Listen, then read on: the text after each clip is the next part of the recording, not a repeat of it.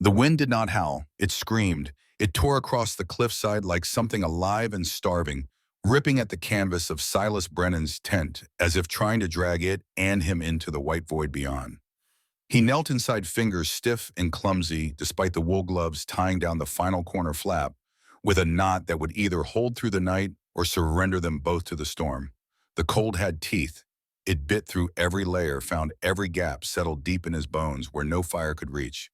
He did not hear the footsteps at first. The blizzard swallowed every sound, smaller than its own rage. But something made him pause, a shift in the air, a shadow darker than the swirling snow. Silas turned, one hand already reaching for the rifle, leaning against the supply crate. She stood at the edge of the light. Not stood. Swayed, like a great tree in its final moments before the fall. Silas froze. For 3 full heartbeats he could not move, could not process what his eyes were telling him. The figure before him was a woman, that much was clear from the torn doeskin dress clinging to her frame. But she towered over him, even in her half-collapsed state, 6 feet, maybe more. Shoulders broader than any man he had ever walked beside during his militia years. Arms thick with muscle that spoke of a life built on survival. But it was the bruises that stole his breath. Her entire body was a canvas of violence. Black and purple bloomed across her shoulders, down her ribs, spreading like some dark flower across her stomach, where the dress had torn. Blood dried to rust brown caked her hairline. One eye was swollen, nearly shut. Her breathing came in shallow, ragged gasps that frosted the air between them. She collapsed. Not gracefully, not slowly. She simply stopped, holding herself upright and crumpled like a building whose foundation had finally given way. Silas lunged forward without thinking, catching her before her head could strike the frozen ground. The weight of her nearly drove him to his knees. She was solid, dense with muscle and bone, and for a moment he struggled just to keep them both from falling. Her eyes opened, the one that could. It fixed on him with an animal's wariness, a creature cornered and waiting for the killing blow. Her hand, massive and callous, twitched toward the knife still sheathed at her hip. Silas released her immediately. Stepped back, raised his hands, palms open, the universal language of "I mean no harm." His heart hammered against his ribs, but he kept his breathing steady, his movements slow. He had seen that look before. In the eyes of soldiers after a battle that went wrong. In the faces of settlers after a raid. In his own reflection once 3 years ago, when the world ended and kept spinning anyway. The woman's eye tracked him as he moved to the tent, opening, dragged her inside by her ankles. Careful, so careful not to touch anywhere that made her flinch, and secured the flap against the storm. The temperature inside was barely warmer, but at least the wind could not reach them here.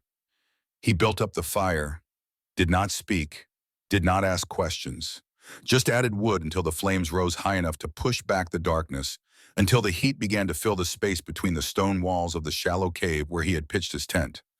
He filled a tin cup with water from his canteen, set it beside her, found his cleanest blanket, which was not very clean at all, and laid it across her shoulders without letting his hands linger. She watched him the entire time.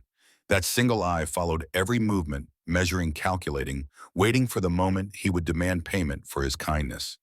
Silas knew that look. He had seen it on the faces of women in the border towns, the ones who had learned that nothing came free, that every gesture of help had a price attached, usually paid in flesh and fear.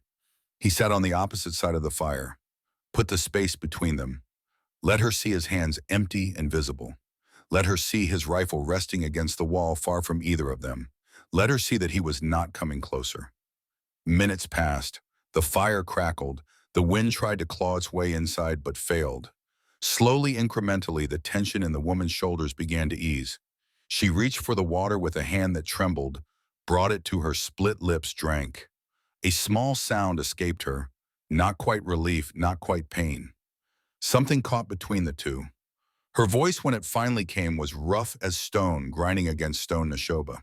It was not a question, not a greeting, just a name offered like a test. Silas nodded once, let her know he had heard. Let her know it mattered that she had told him. He waited to see if she would offer more. She did not. He did not ask. Instead, he pulled out a cloth, dampened it with clean water from the canteen, and set it on the ground between them. Close enough that she could reach it if she chose. Far enough that he was not forcing her hand. Her eye moved from the cloth to his face and back again.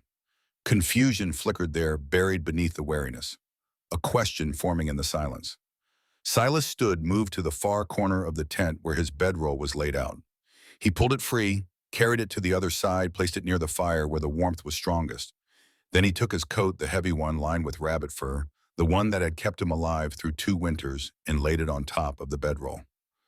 An offering, a statement. This is yours. You are safe here. He returned to his corner, wrapped himself in a single blanket, sat with his back against the cold stone wall. The chill seeped through immediately. It would be a long night, a miserable one. He had given her the warmth, the safety, the choice. He did not expect thanks. He did not want them.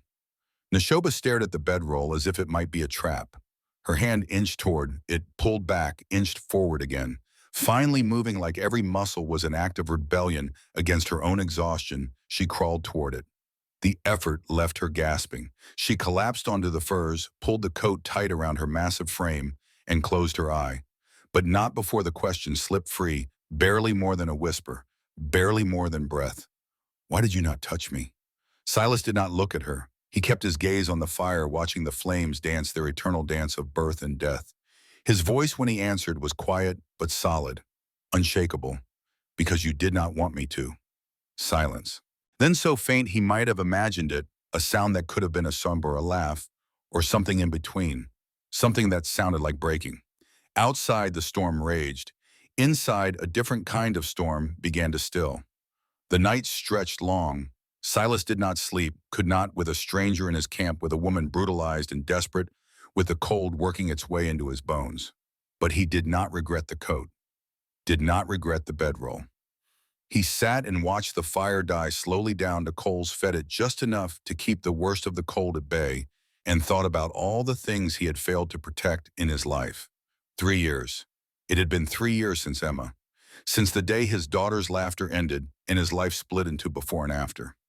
He could still hear her sometimes in the moments between waking and sleep calling for him.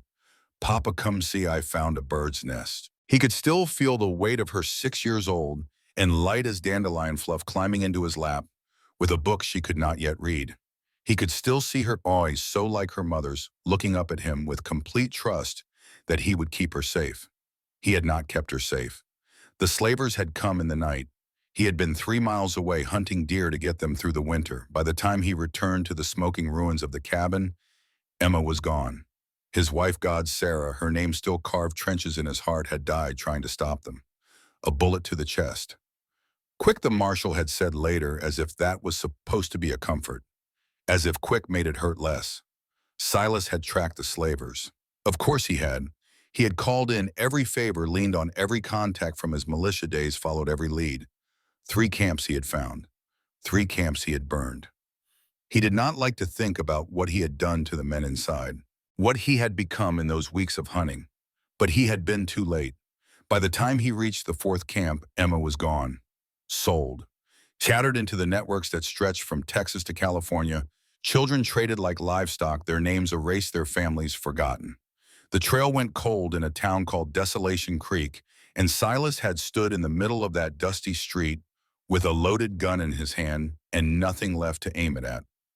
He could have followed the trails further, could have spent his entire life chasing ghosts, but something in him had broken by then, some essential part that let a man keep believing the world could be made right again. He had come to these mountains instead, to this stone shelter at the edge of nowhere, and he had stopped. Not because he found peace, just because he could not carry the weight any further. Now this woman Neshoba had stumbled into his camp, beaten, bleeding, running from something. And despite everything, despite the lessons carved into his flesh about the futility of heroism, he had pulled her inside, had given her warmth, had given her space, because you did not want me to. That was the truth, the only truth that mattered. He had seen what men did when they decided a woman's wants were less important than their own needs. He had cut down 3 slavers in one of those camps of men who had been doing things to a Cheyenne girl that made even his hardened stomach turn. He had sworn standing over their bodies that he would never become what they were. So he sat in the cold and let Neshoba have the fire. It was the smallest thing, but it was something. Dawn came slowly the way it does after a storm. The wind died sometime before first light, leaving behind a silence so complete it hurt the ears. Silas stood, joints protesting the cold and the stone, and moved to the tent flap. Outside, the world had been remade in white. Snow covered everything, erasing trails, hiding landmarks, transforming the familiar landscape into something alien and pristine. They were snowed in. It would take days for the passes to clear. Maybe a week. He turned back to find Neshoba awake, sitting up, her massive frame hunched beneath the too small coat. Her eye, the one that could see, tracked him with the same wariness as the night before, but something had shifted. The edge of panic was gone. In its place, exhaustion, the kind that went deeper than bone. She tried to stand. Her legs betrayed her immediately. She swayed, caught herself, and Silas saw the way her face twisted with frustration and shame. A woman that size, that strong, reduced to helplessness by whatever had been done to her. He moved toward her, slowly, hands visible. She flinched anyway, but she did not pull the knife. Progress. No one will hurt you here. The words were simple. He did not know if she believed them. He barely believed them himself, but he meant them. Neshoba looked at him for a long moment. Then she lowered herself back to the bedroll, moving with the careful deliberation of someone whose body had become a traitor. She did not speak, did not explain. Just sat there, breathing hard, staring at the fire like it held answers written in the flames. Silas went about the morning, built up the fire, made a thin porridge from the cornmeal and dried meat in his stores. Offered her a bowl without comment. She took it, ate slowly, mechanically, as if the act of eating was something she had to remember how to do. The day passed in silence. Silas mended a tear in the tent canvas, checked his traps, the ones close enough to reach without leaving her alone for too long, brought back a rabbit, skinned and gutted it outside where she would not have to watch, cooked it over the fire until the smell filled the small space, until he could see her nostrils flare with hunger she was too proud to name. He divided the meat into 2 portions, gave her the larger share. She did not argue, did not thank him, just ate, and that was enough. By nightfall, she still had not left. He had expected her to, once the storm passed, expected her to gather what strength she had and disappear back into the white wilderness. But when he woke on the second morning, she was still there, still wrapped in his coat, still watching him with that single calculating eye. They fell into a rhythm. Silas cooked. Neshoba tried to help, gathering the few sticks of wood she could reach from the pile near the entrance. Every movement looked like it cost her. Every task seemed to drain what little reserve she had left. But she kept trying, as if stopping would mean admitting defeat, as if stillness was the same as death. On the 3rd day, she spoke again. Not much, just fragments, sentence pieces that told a story Silas did not want to hear but knew he had to. Husband dead, sickness, strange sickness. Tribe blamed me. Each phrase dropped into the silence like a stone into dark water, the ripples spreading out to fill the space between them. Silas did not ask questions. He had learned in his years with the militia that some stories needed to be pulled from a person like splinters. Slow, careful, only when the wound was ready. She told him about the beatings, not in detail, just they tied me, whipped me, said I was cursed. Her voice was flat, stripped of emotion, and that was somehow worse than tears would have been. Tears meant the wound was still fresh. Flatness meant it had carved a permanent hollow. Then on the 4th morning, as the sun broke through the clouds for the first time since the storm, they took Dakota. Silas looked up from the fire where he was heating water for tea. Neshoba's face had changed. The resignation was gone. In its place, something sharp and desperate, something that looked like hope balanced on the edge of a knife. My son, 7 summers. Her hands curled into fists large enough to crush a man's skull. They took him. Slavers came the day after. His tribe let them, said I deserved to be left behind. There it was, the core of it, the wound beneath all the other wounds. Silas felt something twist in his chest, something that felt dangerously close to recognition. He knew what it was to lose a child to slavers. He knew what it was to be powerless in the face of that particular evil. He knew what it was to wake up every morning with the taste of failure in your mouth. Do you know where Neshoba's eyes snapped to his face, searching for something? Mockery, pity, false promises. She found none of those things. Just the steady gaze of a man who had asked because he meant to do something about the answer. Pine Ridge. 3 days walk, her voice cracked on the words. They have a camp there. Sell children to frontier towns. I can feel he is alive. Silas nodded slowly. He knew Pine Ridge, had passed through it once years ago before Emma. It was the kind of place that existed in the spaces between the law where justice was whatever a man with a gun said it was. Exactly the kind of place where slavers would feel safe setting up operation. He should have told her no. Should have explained that he was done with the heroics, done with crusades, done with throwing himself into fights that would only end in more blood and more ghosts to haunt his sleep. He should have given her supplies, pointed her in the right direction, and wished her luck. Instead, he heard himself say, "When you can stand strong, we go." The change in Neshoba's face was instantaneous. Disbelief, confusion, something that might have been hope if hope was a fragile, terrifying thing. Why Silas stood walked to the corner, where his old pack still hung, the one from his militia days. He pulled it down, began checking the contents by memory and habit. Ammunition, dried food, rope, knife. The tools of violence he had tried to leave behind. "Because I cannot let you walk out there alone." He did not look at her when he said it. Could not. Because if he looked, he might see Emma's face where Neshoba's was. Might see every child he had failed to save. Might see the possibility that this time just maybe he could get it right.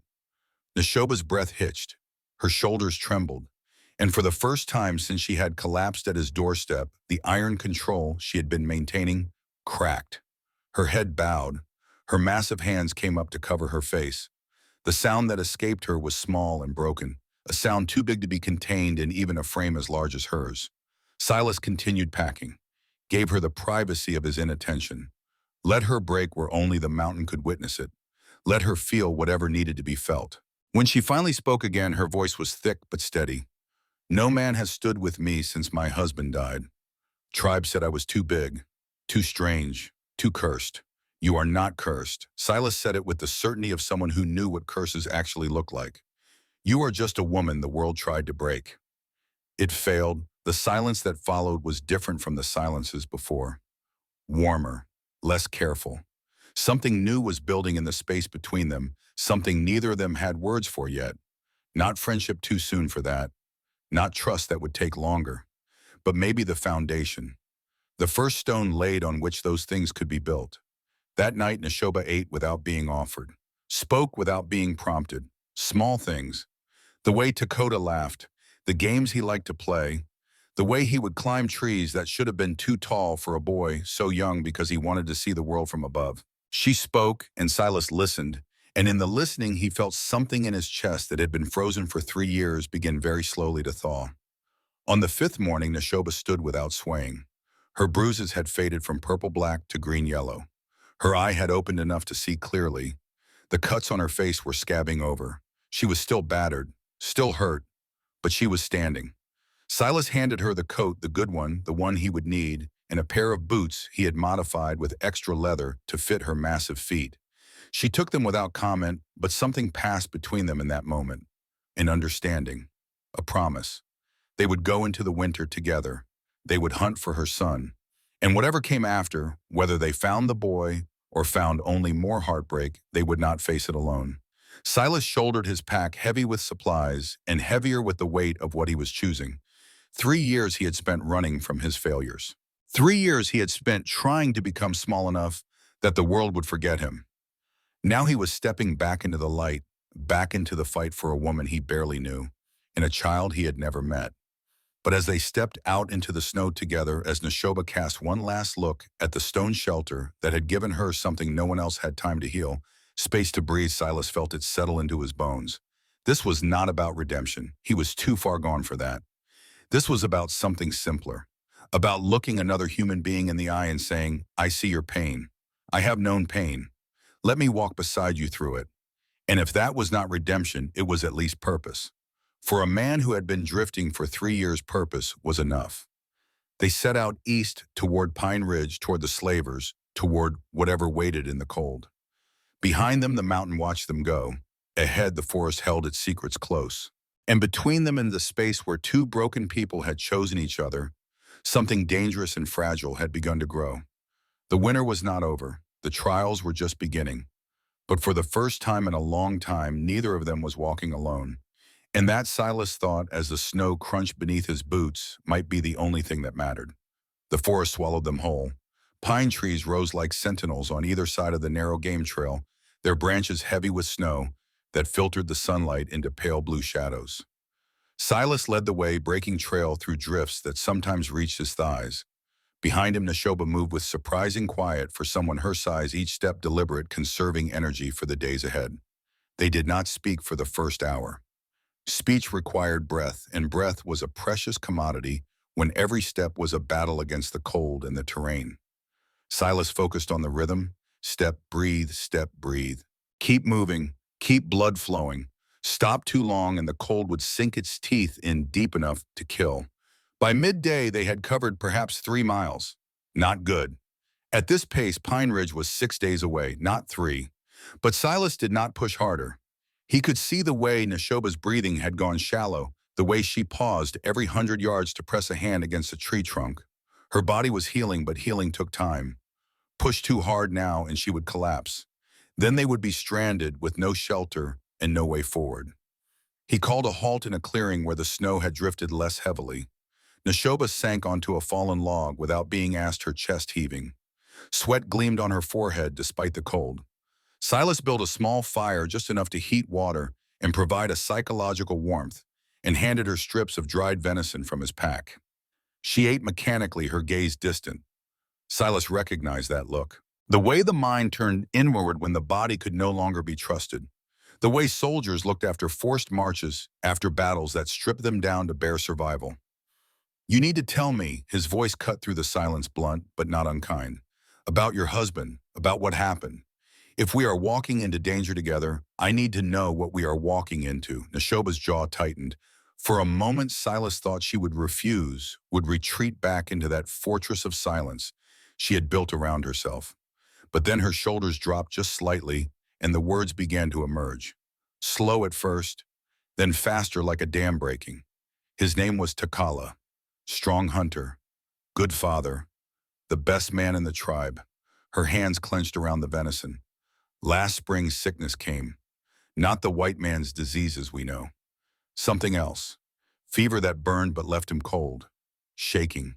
Blood from his mouth. 3 days, then gone. She paused, swallowed hard. Tribe medicine woman said it was poison. Plant poison. But no one believed her. Easier to blame the woman who was different, who was too big, too strong, who made men feel small. Silas fed another stick to the fire. In his militia days, he had seen poisonings, knew how they mimicked disease, knew how easy it was to hide murder behind the mask of natural death. Who would want him dead? Neshoba's laugh was bitter. Ahiga, warrior who wanted me. Takala was in his way. But Ahiga is nephew of the tribal chief. His word is law. My word is nothing. The pieces clicked together in Silas's mind. A convenient death. A widow blamed and beaten. A son taken away to erase the only witness, the only one who might remember details that did not fit the official story. It was a tale as old as humanity, power protecting itself by crushing the powerless. They cannot touch you now. Silas said it with certainty. You are beyond their reach, not beyond. Neshoba met his eyes. They will come for me. Men like Ahiga do not accept rejection. They do not accept escape. If we take Dakota back, Ahiga will follow. Then he will regret it. The words came out harder than Silas intended, edged with something he thought he had buried 3 years ago, something that tasted like violence and felt like justice. Neshoba studied him, her expression unreadable. You have killed before. It was not a question. Silas did not pretend otherwise. Yes, many enough. The fire crackled between them. Neshoba leaned back, her massive frame folding into itself. For a long moment she said nothing. Then good, because I have never killed. And when I see the men who took my son, I do not know if I can stop myself. Silas understood. He had felt that same edge standing over the slavers in those 3 camps he burned. The moment when fury and grief fused into something beyond human control. He had crossed that line, had done things that still woke him in the night with the taste of copper in his mouth. If it comes to killing, let me handle it.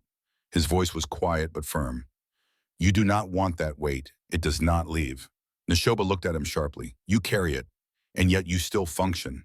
Function is not the same as live. Silas stood, kicked snow over the fire. We should keep moving. Light burns down fast this time of year. They walked in silence for another hour. The trail wound upward, following the contours of the mountainside. Silas's legs burned. His breath came harder. Behind him, Neshoba matched his pace, stubborn and unyielding, despite the tremor in her limbs. As the sun began its descent toward the horizon, painting the snow in shades of gold and pink, they reached a shallow cave, more of an overhang, really, but enough to shelter them from the wind. Silas dropped his pack with relief that bordered on prayer. Every muscle in his body screamed. 3 years of living alone, doing just enough to survive, had left him less prepared for this kind of exertion than he had realized. Neshoba collapsed against the cave wall, her breath coming in ragged gasps. Silas built another fire, larger this time, and rationed out more of the dried meat and cornmeal. They ate without speaking, too exhausted for words. Night fell fast. The temperature plummeted. Silas wrapped himself in his bedroll and wished not for the first time that he had kept the heavy coat. But when he glanced over and saw Neshoba huddled in it, still shivering, despite its warmth, he knew he had made the right choice. "Tell me about your past." Neshoba's voice came from the darkness, unexpected. "You know mine. I should know yours." Silas stared into the fire. He had known this moment would come, had felt it building since the night she stumbled into his camp.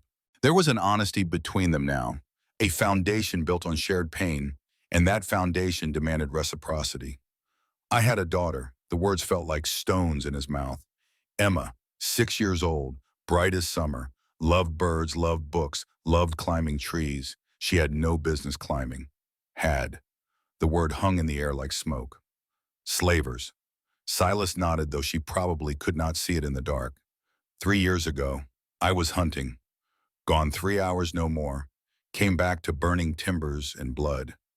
My wife Sarah shot through the heart. Emma gone." He heard Neshoba shift, heard the rustle of the coat as she sat up straighter. "Did you find her?" Silas closed his eyes. This was the part that still cut the part that had carved out his insides and left him hollow. "I found the camps, burned 3 of them. Men who took her, men who sold her, men who bought her. All dead. But Emma was already gone. Soul west. Trail went cold in a town called Desolation Creek. By the time I got there, she could have been anywhere. Could have been given a new name, new life. Could have been." He stopped. Could not finish. Did not need to. They both knew the possibilities. They both knew what happened to children in the slave trade. The lucky ones were worked to death. The unlucky ones faced horrors that had no names. "I am sorry." Neshoba's voice was soft, softer than he had heard it. "No parent should lose their child." "No. But we do. And we keep breathing anyway, because that is what breathing is. Not a choice, just a thing that happens." Silence settled over them, heavy with the weight of shared grief. Silas had not spoken Emma's name aloud in months, had tried to let her memory fade into something manageable, something that did not tear at him with every breath. But here in the dark, with a woman who understood loss, it felt almost bearable to remember. "Is that why you helped me?" Neshoba asked. To make up for failing her, Silas considered the question. It would be easy to say yes. Easy to frame this as redemption, as atonement, as some noble quest to balance the cosmic scales. But that would be a lie, and they had moved past the space where lies could live between them. "No. I help you because I looked in your eyes and saw the same thing I saw in the mirror for 3 years.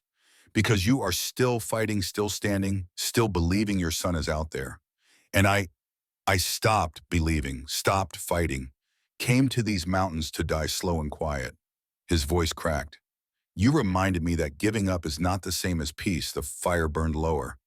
The cold pressed in, and in that cave with the mountain looming above them and danger waiting ahead, 2 people who had been shattered found something unexpected, not wholeness, but company in the brokenness. Not healing, but the shared understanding that some wounds never close, and perhaps they are not supposed to.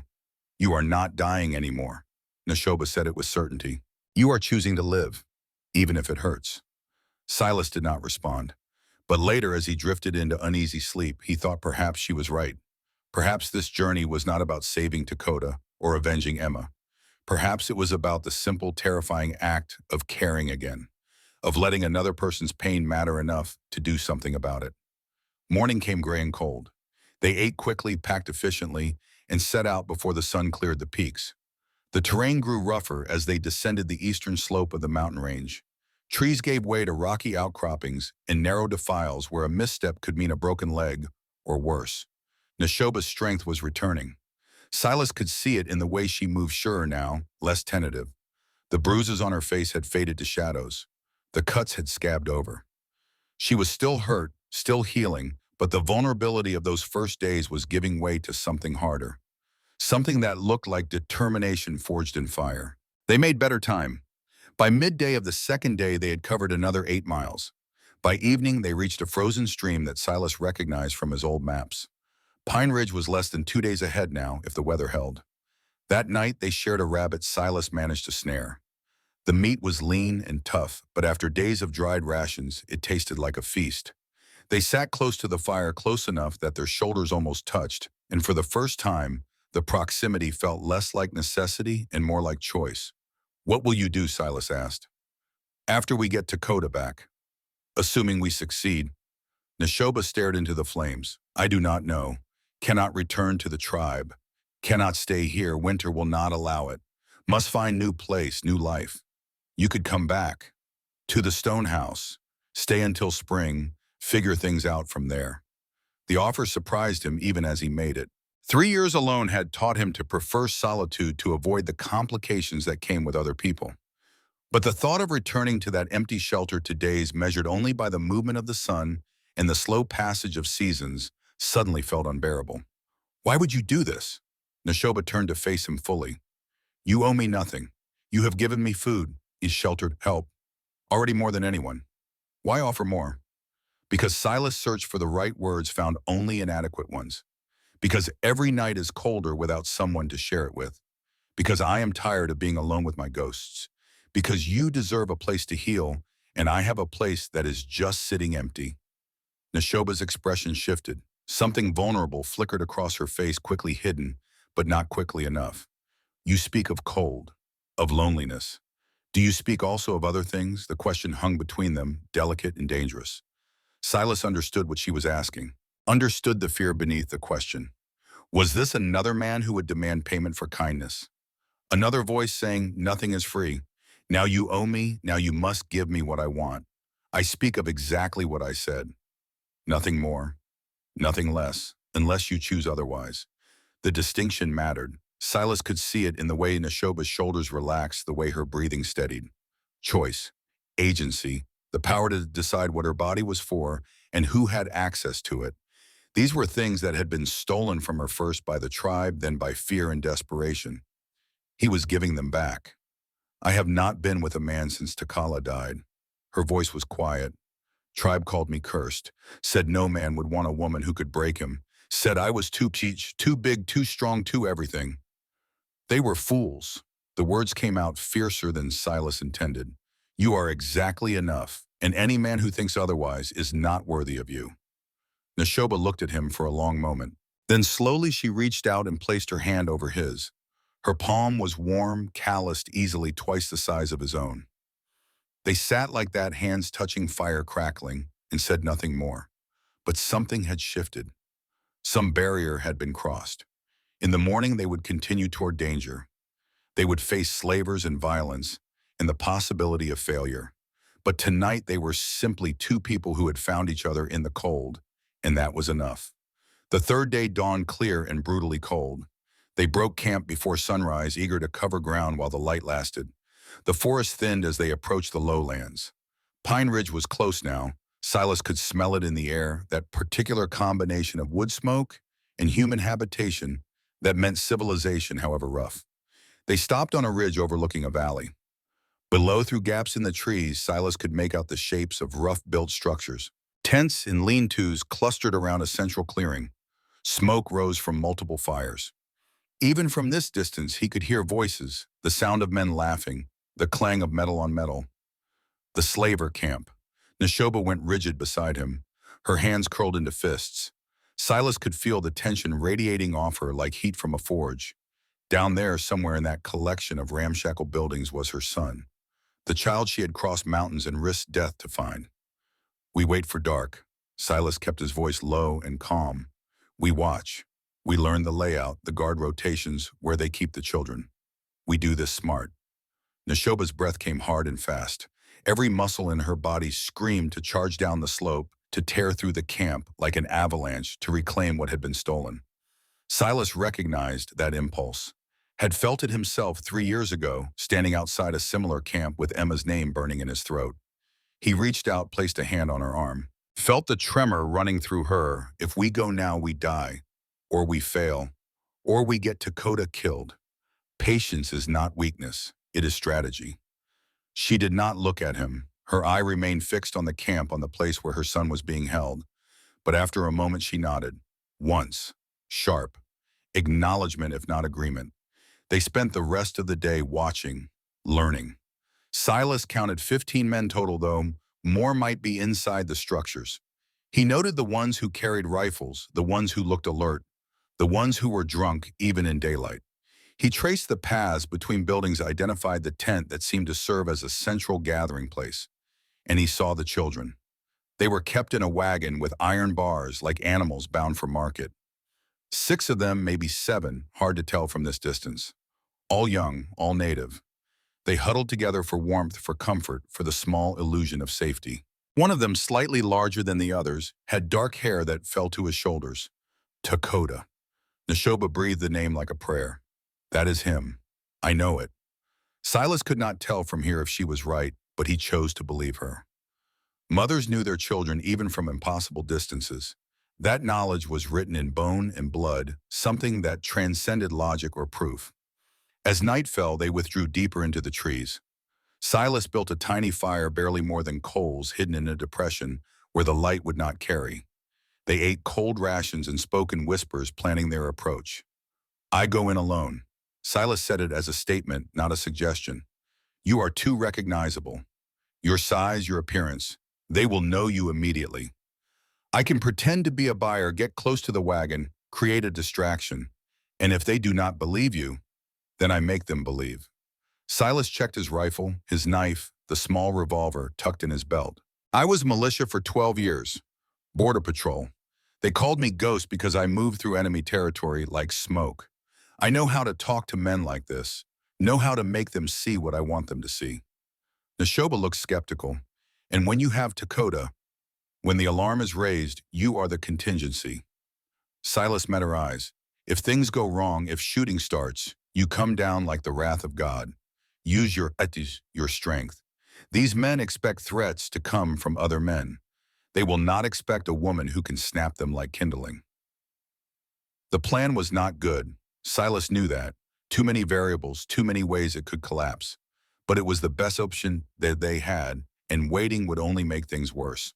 Slaver camps did not stay in one place long. By tomorrow, the wagons might be moving, and then Dakota would be scattered to the winds just like Emma had been. Neshoba nodded slowly. If you do not come back, I will come back. Silas said it with more confidence than he felt.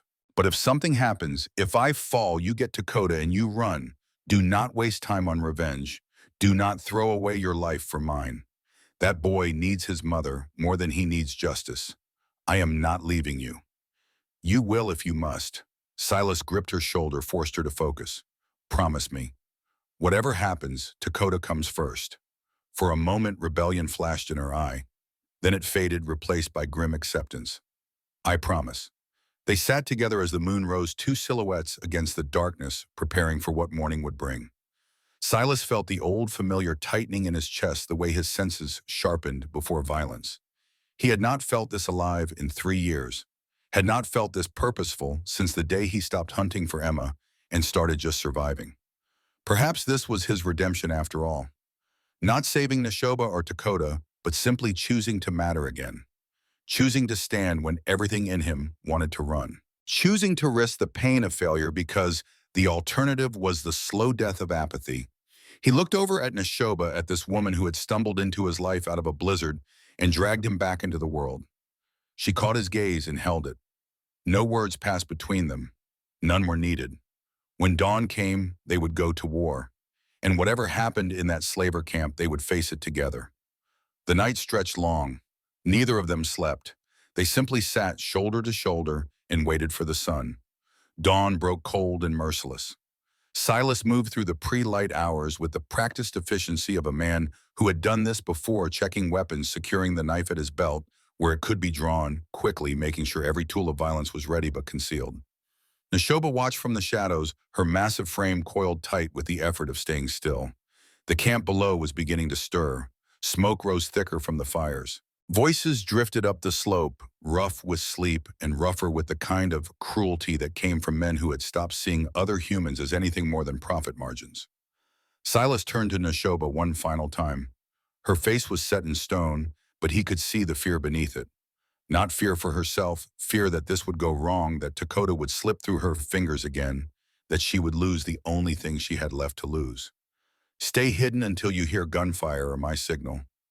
3 sharp whistles. Anything else, you wait. His hand found her shoulder, squeezed once. We will get him back. She nodded but did not speak. Words would have shattered the fragile control she was maintaining. Silas understood. He had been there himself, standing on the edge of violence with everything he cared about hanging in the balance.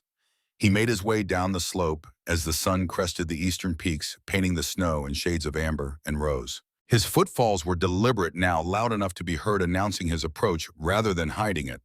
A man with nothing to hide walked differently than a man stalking prey. The difference was subtle but vital. The first guard spotted him when he was 50 yards out. A younger man, maybe 20, with a rifle that looked newer than his confidence in holding it. He raised the weapon but did not aim, calling out in a voice that cracked slightly, "Hold there, state your business." Silas stopped, hands visible and empty. Just his posture spoke volumes. "Tired traveler. No threat, come to trade. I am looking for Cyrus Blackwell. Heard he runs a reputable operation out of Pine Ridge." The guard's suspicion did not ease, but the mention of Blackwell's name worked like a key in a lock. He lowered the rifle, fractionally jerked his head toward the central tent. "Wait here." Silas waited. Around him the camp was coming, fully alive. Men emerged from tents, scratching, spitting, stretching the sleep from their muscles.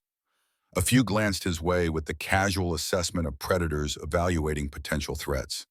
He let them look. Let them see a middle-aged man in worn clothing, weathered but not dangerous, desperate but not foolish. The guard returned with another man in tow. This one was older, maybe mid-40s, with a face that had seen weather and violence in equal measure. He wore a long coat that hung open despite the cold, revealing a matched pair of revolvers at his hips. His eyes were the color of flint and just as hard. Cyrus Blackwell. The name rolled off his tongue like an accusation. "Who are you?"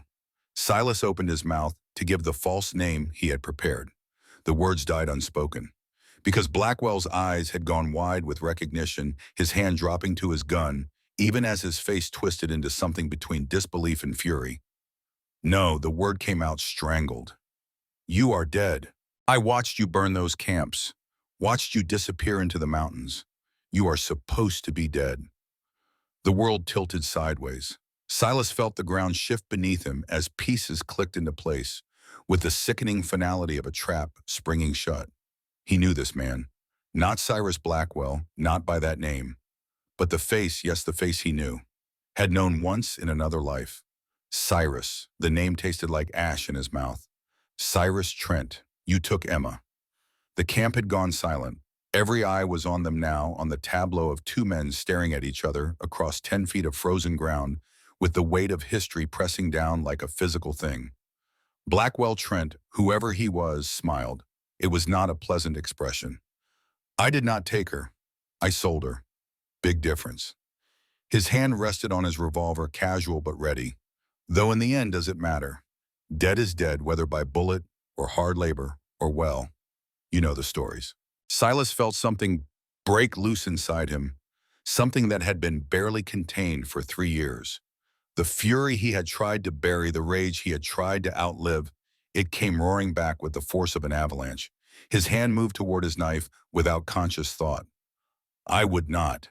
Blackwell's voice cut through the red haze. "You are outnumbered 15-1, and I am betting you did not come here alone, which means you want something.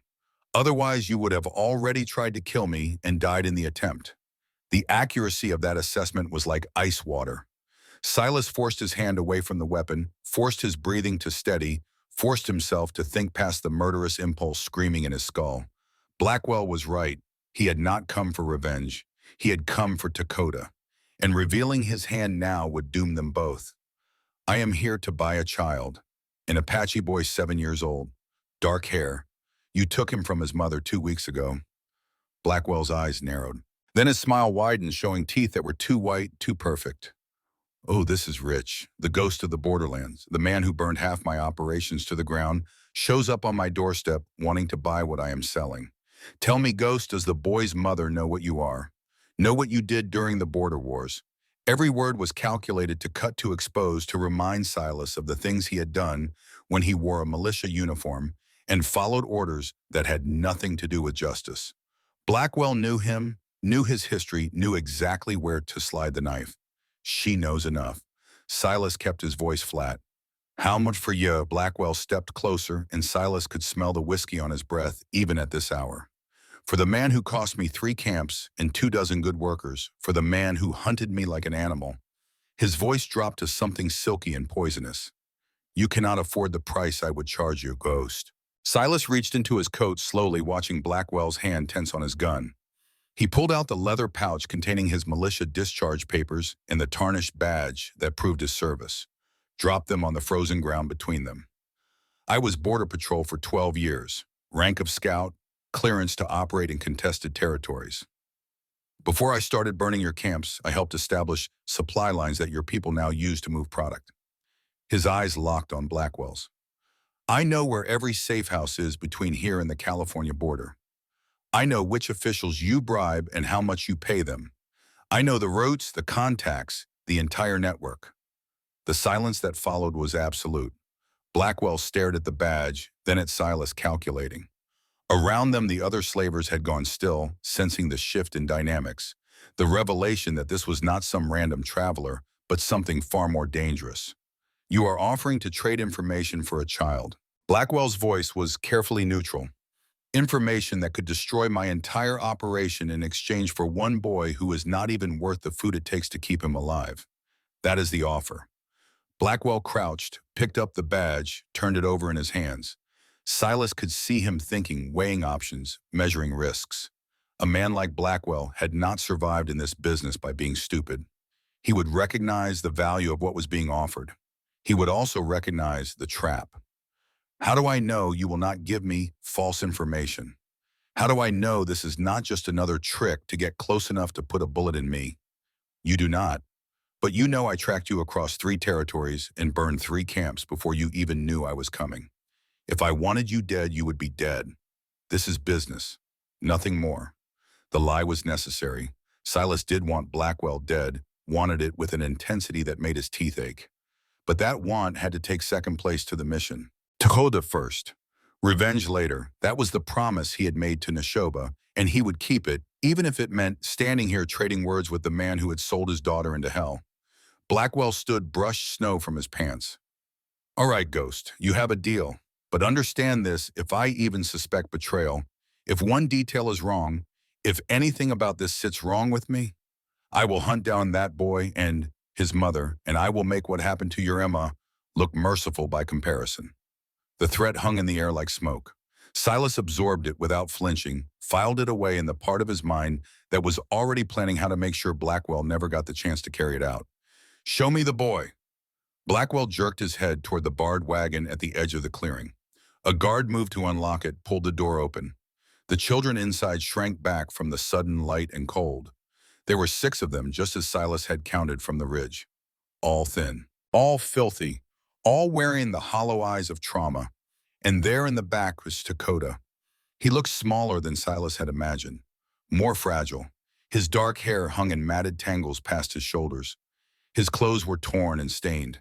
But his eyes, those were his mother's eyes, sharp and wary and refusing to break despite everything. That one. Silas pointed. The boy with the long hair. Blackwell nodded to the guard who reached in and dragged Dakota forward. The child did not fight, did not cry out. Just let himself be hauled out and deposited on the ground like a sack of grain. That lack of resistance was somehow worse than screaming would have been. Silas approached slowly, crouched to the boy's level. Dakota's eyes tracked him with the wariness of prey watching a predator. Every muscle in the small body was coiled tight, ready to run if an opportunity presented itself. Your mother sent me. The words were soft, meant only for Dakota's ears. Neshoba, she is here. She came for you. For just an instant, something flickered in Dakota's face. Hope, maybe, or recognition. Then it dies, snuffed out by something harder and darker. His lips pressed into a thin line. He shook his head once, a tiny motion that spoke volumes. She sold me. The words came out in a whisper, but they carried the weight of absolute conviction. The men told me, said she took money, said she did not want a son who reminded her of a dead husband. Silas felt his heart clench. This was the poison Blackwell's people had been feeding the boy for 2 weeks, breaking him down, rewriting his history, making sure he would never want to return, even if the opportunity arose. It was the cruelest kind of torture, not physical pain, but the destruction of trust, the severing of bonds that should have been unbreakable. They lied. Silas kept his voice steady, calm, a rope thrown to a drowning child. Your mother was beaten and left to die. She crossed mountains in a blizzard to find you. She is waiting right now on that ridge because seeing you is the only thing keeping her alive. Dakota's eyes searched Silas's face, looking for deception, looking for the log beneath the words. Silas let him look. Let the boy see the truth that could not be faked, that a man was risking his life for someone else's child, that the story he told was carved into his face with all the weight of lived experience. I do not believe you. But Dakota's voice wavered. The certainty was cracking. Silas reached into his coat, pulled out the scrap of leather Neshoba had given him that morning. On it, she had carved symbols with the tip of her knife, Apache symbols that spelled out her name and Dakota's. It was crude, the work of someone whose hands were still healing, but it was unmistakable. She made this for you, so you would know I was telling the truth. Dakota took the leather with trembling fingers, stared at the symbols. His breath caught. And in that moment, Silas saw the boy's carefully constructed walls begin to crumble. Tears welled up, spilled over, tracked down cheeks that had not seen soap in weeks. This is very touching. Blackwell's voice cut through the moment like a blade. But we have business to conclude. The boy, for the information, ghost. Start talking. Silas stood, every instinct screaming at him to grab Dakota and run. But they were surrounded, outnumbered, and Neshoba was too far away to help if shooting started. He had to play this out, had to give Blackwell enough to satisfy him while holding back enough to protect the network contacts who might actually be innocent in all this. He began reciting details. Supply routes through the northern passes. Names of officials in 3 territories who had taken bribes, but only the dead ones, the ones who could not be hurt by exposure. Locations of safe houses that had already been abandoned or compromised. Everything carefully chosen to sound valuable while revealing nothing that could do real damage. Blackwell listened with the focus of a man whose life depended on separating truth from fiction. His eyes never left Silas's face, reading every micro-expression, every pause, every breath. Twice he interrupted to ask for clarification. Once he asked a question designed to catch a lie. Silas answered smoothly, drawing on 12 years of militia experience to make the falsehoods sound like gospel truth. After 15 minutes, Blackwell held up a hand. Enough. I will verify what you have told me. If even one detail is false, our deal is void, and you and that boy are dead. Understand, understood. Then take him and get out of my camp. And Ghost, if I ever see you again, I will kill you on sight. No deals, no second chances. Silas nodded once. He reached down, helped Dakota to his feet. The boy was shaking, torn between hope and fear, between the need to believe and the terror of being hurt again. Silas kept one hand on his shoulder, steering him toward the edge of the camp. They had made it perhaps 20 paces when Blackwell's voice rang out behind them. Wait, Silas froze. His hand dropped to his knife. Around them, the slavers' tensed hands moving to weapons. The moment balanced on a razor's edge, ready to tip into violence with the smallest provocation. That woman on the ridge. Blackwell's smile was sharp as broken glass. The big Apache. She is the boy's mother, yes. The one your people are so desperate to rescue. Silas said nothing. Admission was a trap. Denial was obvious. Silence was the only option. Tell her something for me. Blackwell stepped closer, his voice dropping to something intimate and poisonous. Tell her that her husband did not die of illness. Tell her that Ahiga poisoned him with dessert thistle extract, slow-acting, untraceable.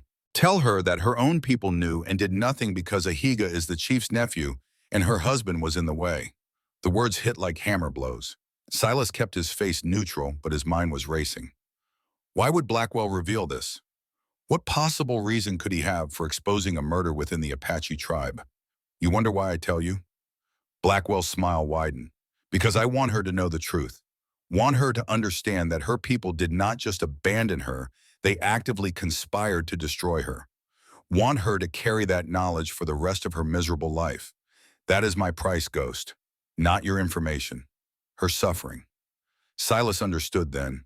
This was revenge for the burned camps, for the dead workers, for the 3 years Blackwell had spent looking over his shoulder. He could not kill Silas, not without risking his own death in the attempt. So he was striking at the one thing he knew would cause maximum pain, the bond between Neshoba and her son, the fragile hope that had brought them here. Now get out. Blackwell turned away dismissive. Before I change my mind about the whole thing. Silas did not wait for a second invitation. He pulled Dakota close, shielding the boy with his body, and walked toward the tree line. Every step felt like walking through deep water. Every breath felt like it might be the one where a bullet found his back. But they made it to the edge of the clearing, made it into the shadows of the pines. The moment they were out of sight, Silas broke into a run. Dakota stumbled along beside him, feet tangling in the snow, small legs unable to match the pace. Without breaking stride, Silas scooped the boy up, threw him over his shoulder, and kept moving. Up the slope, toward the ridge where Neshoba waited. She appeared out of the trees like a force of nature, her massive frame moving with surprising speed. Her eyes locked on Dakota, and the sound that escaped her was something beyond words. Joy and anguish and relief compressed into a single raw note. Dakota. She reached for him. The boy recoiled, pressed himself against Silas's chest, arms wrapping tight, face turning away from his mother. The rejection was as clear as a shout. Neshoba froze mid-reach, her hands suspended in the air, her face crumbling with realization and heartbreak. Dakota, it is me. It is your mother. I came for you.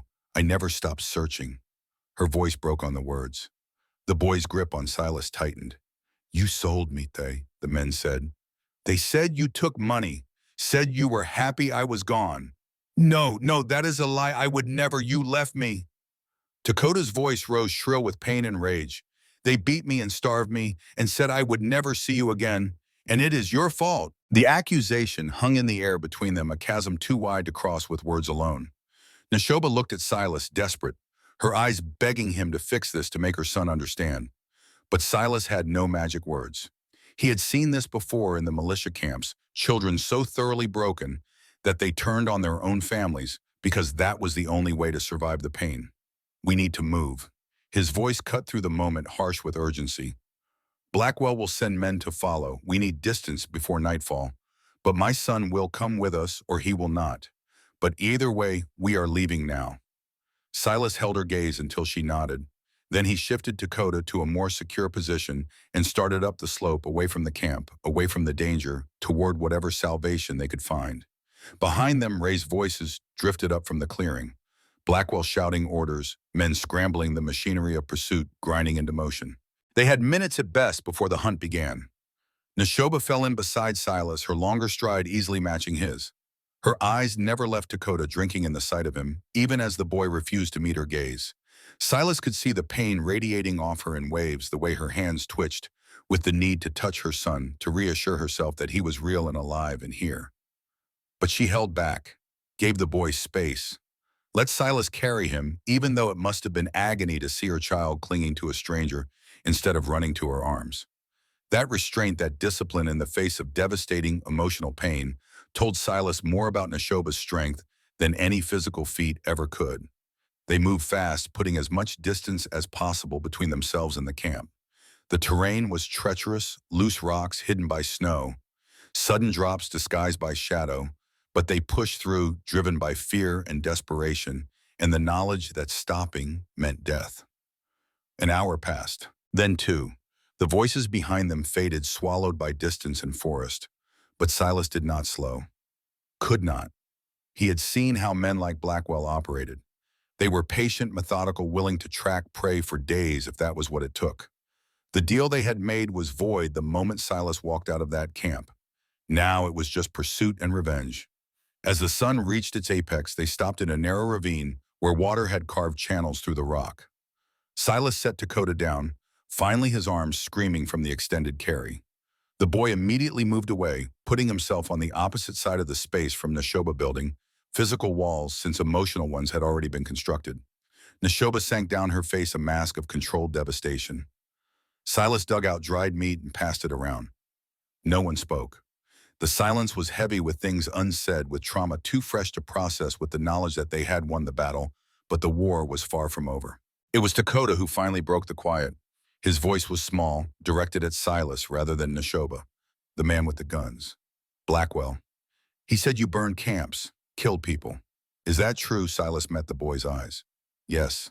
Why? Because they took my daughter. Because they sold children like you into lives worse than death. Because sometimes violence is the only language evil understands. Did you find her, your daughter? Numbum? Silas let the word hang there, heavy and final. But that does not mean I stopped trying to save others. Dakota processed this, his young face serious beyond his years. Then hesitantly, did my mother really come for me, or I'm lying too? Silas turned to Neshoba, gave her the opening. She deserved to speak for herself, to try to bridge the canyon her son's pain had carved between them. Neshoba leaned forward, not approaching, but engaging. Her voice was soft, stripped of everything but raw truth. I have crossed mountains, survived a blizzard, walked into a camp of men who wanted to hurt me. Every step of this journey I thought of you, dreamed of holding you. When they beat me, I did not cry because I knew I had to be strong to find you. You are my son, you are my world, and I will spend every day for the rest of my life proving that to you if that is what it takes. Dakota stared at her, his young face twisted with conflicting emotions. The words of the slavers warred with the evidence of his eyes, with the sight of his mother's bruised face and scarred shoulders, with the desperation in her voice that could not be faked. I do not know what to believe. The admission was quiet, almost lost in the sound of wind through stone. Everyone lies. Everyone hurts. How do I know you are different? You do not. Not yet. Neshoba's hands opened, palms up, showing emptiness and vulnerability. But I am asking for the chance to prove it. That is all. Just a chance. Before Dakota could respond, Silas held up a hand. Voices, distant but distinct. The pursuers had found their trail. They moved again, fast and silent now. The terrain grew rougher as they climbed toward the high passes. Behind them, the shouts grew closer, echoing off canyon walls in ways that made it impossible to judge true distance. Blackwell's people knew this country better than Silas did. That advantage would matter as darkness fell. The sun was sinking toward the western peaks when they reached a section of trail that narrowed to bare inches, a spine of rock with sheer drops on either side. Silas tested it with his weight, felt the stone hold. It was barely wide enough for him. For Neshoba, it would be a challenge. A cross, now.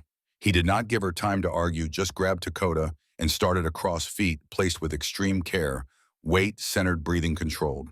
The drop below was easily 200 feet. One slip meant death. He made it across, set.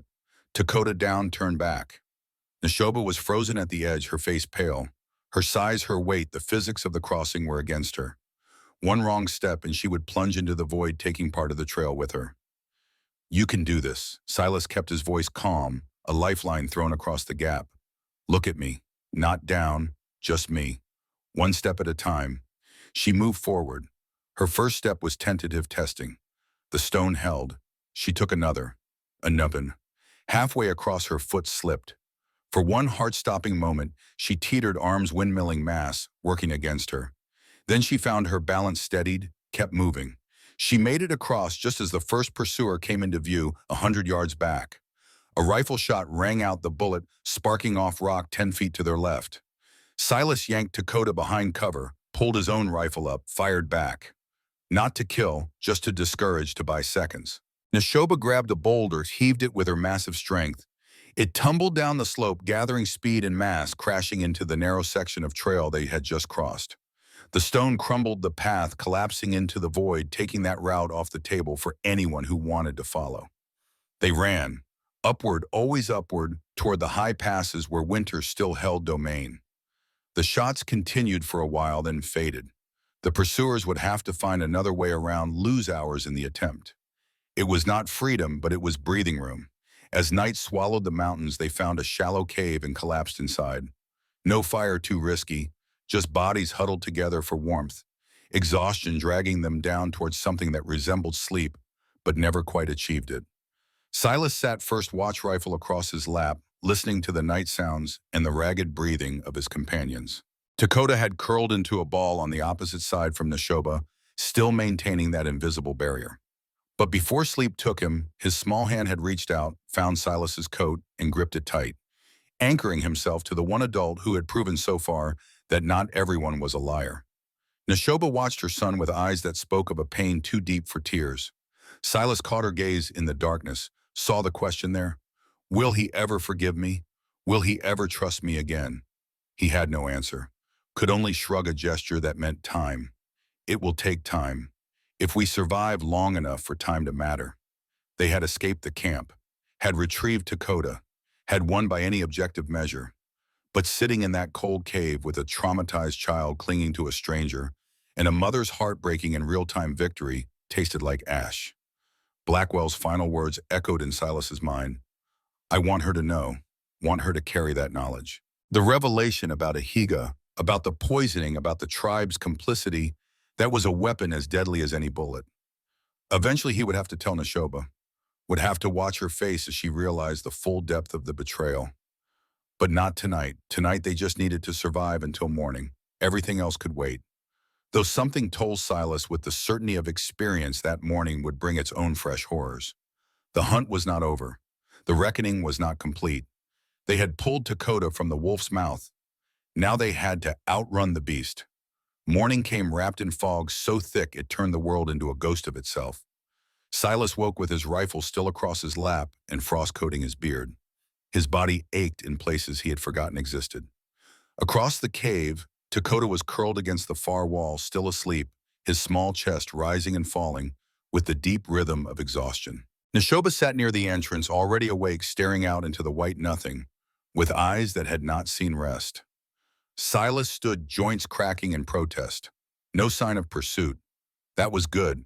Blackwell's men were either still finding a way around the collapsed trail or had given up the chase. Neither option was permanent safety, but both bought time. They ate cold rations in silence. Dakota woke slowly, confusion crossing his face before memory reasserted itself, and the walls came back up. He accepted food from Silas, but would not look at Neshoba, would not acknowledge her presence, except to ensure he was never within arm's reach. Neshoba's pain was a physical thing. Silas could see it in the set of her shoulders, the way her hands trembled when she thought no one was watching, the careful control she maintained over her breathing. She had crossed mountains to find her son, had survived beatings and blizzards and the destruction of her entire life. And now he was here alive, real, and he wanted nothing to do with her. We need to move. Silas kept his voice low, practical. The fog will cover our trail, but it also means we cannot see threats coming. We push west back toward the stone house. 3 days if we move steady. Dakota stood without comment. Neshoba rose like a mountain, shifting its foundations, slow and inevitable. They set out into the fog, 3 shapes moving through a landscape rendered colorless and infinite. The first day passed in near silence. The terrain was treacherous, even in good visibility. With the fog reducing sight to bare yards, every step became a gamble. Silas led testing ground, finding the safest path. Dakota followed close behind, sometimes so close that Silas could feel the boy's hand brush his coat. Neshoba brought up the rear, a massive shadow in the mist, separate and isolated by her own son's rejection. They stopped at midday in a stand of pines where the moss thinned slightly. Silas built a tiny fire, just enough to heat water for tea made from pine needles. It was bitter and barely warm, but it was something hot, and that mattered when cold was trying to work its way into bone. Dakota sat cross-legged, holding his tin cup in both hands, staring into the liquid as if it held answers. Silas watched him for a moment, measuring, calculating. Then he spoke, his voice casual but intentional. You know how I found you in that camp? The boy's eyes flicked up, wary but curious. How your mother drew me a map. Told me about the trails, the landmarks. Every detail about the territory, even though she had never been there herself. Took her 3 hours to get it all down, working from stories and fragments. She made sure I knew exactly where to look.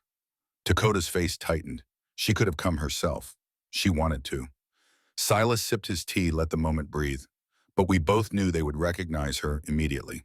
Her size, her appearance, there was no way to hide it. So she stayed behind, waited on that ridge, trusting a stranger to bring you back.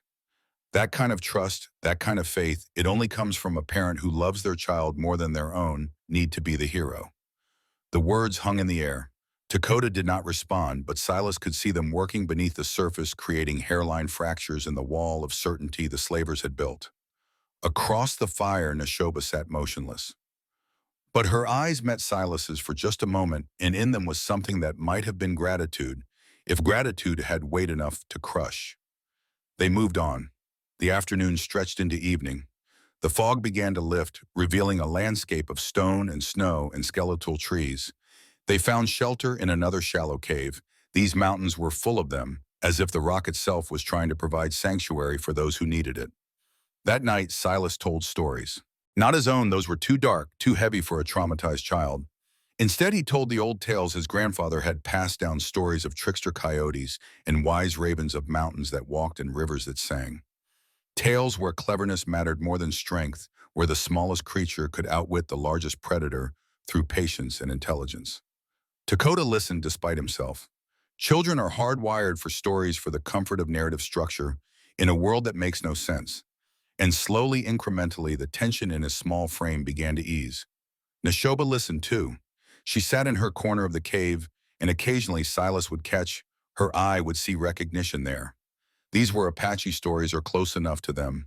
Stories her people told. Stories she had probably told Dakota herself before the world fell apart. When Silas finished, Dakota was nearly asleep. His eyes drifted, closed, opened, closed again. Just before unconsciousness claimed him completely, he murmured, "My mother told me a story like that once, about raven and coyote stealing fire from the sky people." Silas glanced at Neshoba. Her eyes had gone bright with tears she refused to let fall.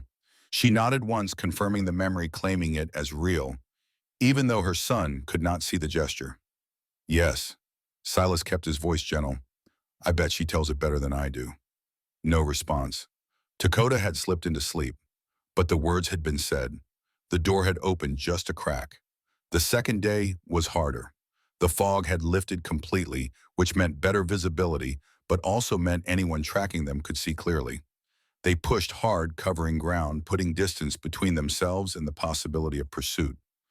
By nightfall, Silas's legs were trembling with exhaustion. Neshoba moved like she was carved from stone, solid, unyielding. But Silas could see the cost in her face in the way she moved when she thought no one was watching. Dakota had developed a limp. His right foot was blistered, probably had been for days, but he had not complained. Pride, maybe, or fear that complaining would get him abandoned. Silas called a halt, crouched down, examined the foot without asking permission. The blister was angry and inflamed, ready to rupture. "We need to treat this." He looked up at Neshoba. "You have medicine knowledge." She nodded, moved forward carefully, telegraphing every motion so as not to spook her son. "Some. My grandmother taught me." Dakota tensed as she approached but did not pull away. Perhaps because his foot hurt too much. Perhaps because some part of him, buried beneath the trauma, still recognized her as someone safe. Neshoba knelt carefully, slowly, making herself as small as someone her size could be, and examined the blister with gentle fingers. "This needs to drain. It will hurt, but infection will hurt worse." Her voice was soft, clinical. The voice of a healer rather than a mother. Sometimes that distance was easier for traumatized children to accept. "Okay." Dakota's voice was barely a whisper. Neshoba pulled a clean knife from her pack, heated it briefly in the fire to sterilize. Then, with movements precise and careful, she lanced the blister drain. The fluid applied a poultice made from crushed pine sap and moss. Her hands were enormous compared to Dakota's small foot, but they moved with a delicacy that spoke of practice and care. Throughout the procedure, Dakota's eyes never left his mother's face, watching, evaluating, measuring this reality against the lies he had been fed. When she finished wrapping the foot in clean cloth torn from her own shirt, he spoke, "You are good at that.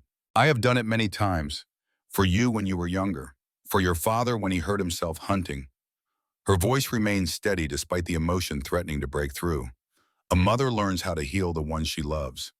Dakota said nothing, but he did not pull his foot away immediately. Let her finish securing the bandage. Let the moment exist without filling it with rejection. Progress. Small, but real. That night around another tiny fire, Silas asked Dakota about the camp. Not about the bad things, those did not need to be spoken aloud yet, but about the other children. Whether he had made friends, whether anyone had been kind. There was a girl. Dakota's voice was flat, emotionless, maybe 10 years old. She cried every night, said she wanted her family. Then one morning she was gone. The men said she had been sold.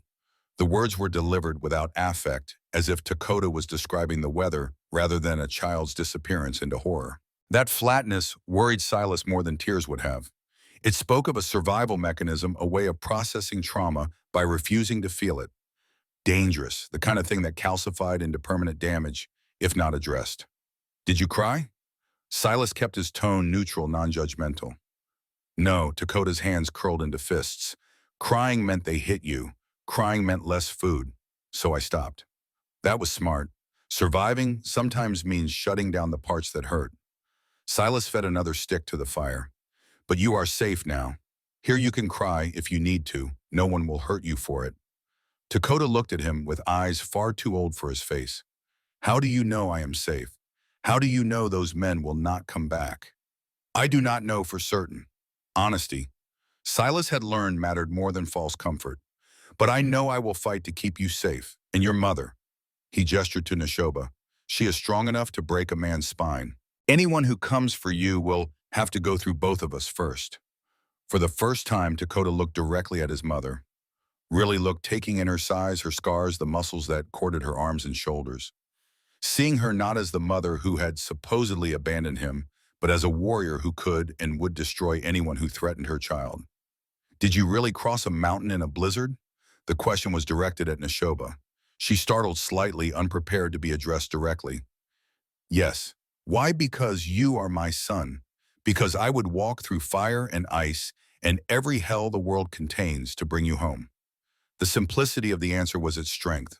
No elaborate explanation, no justification.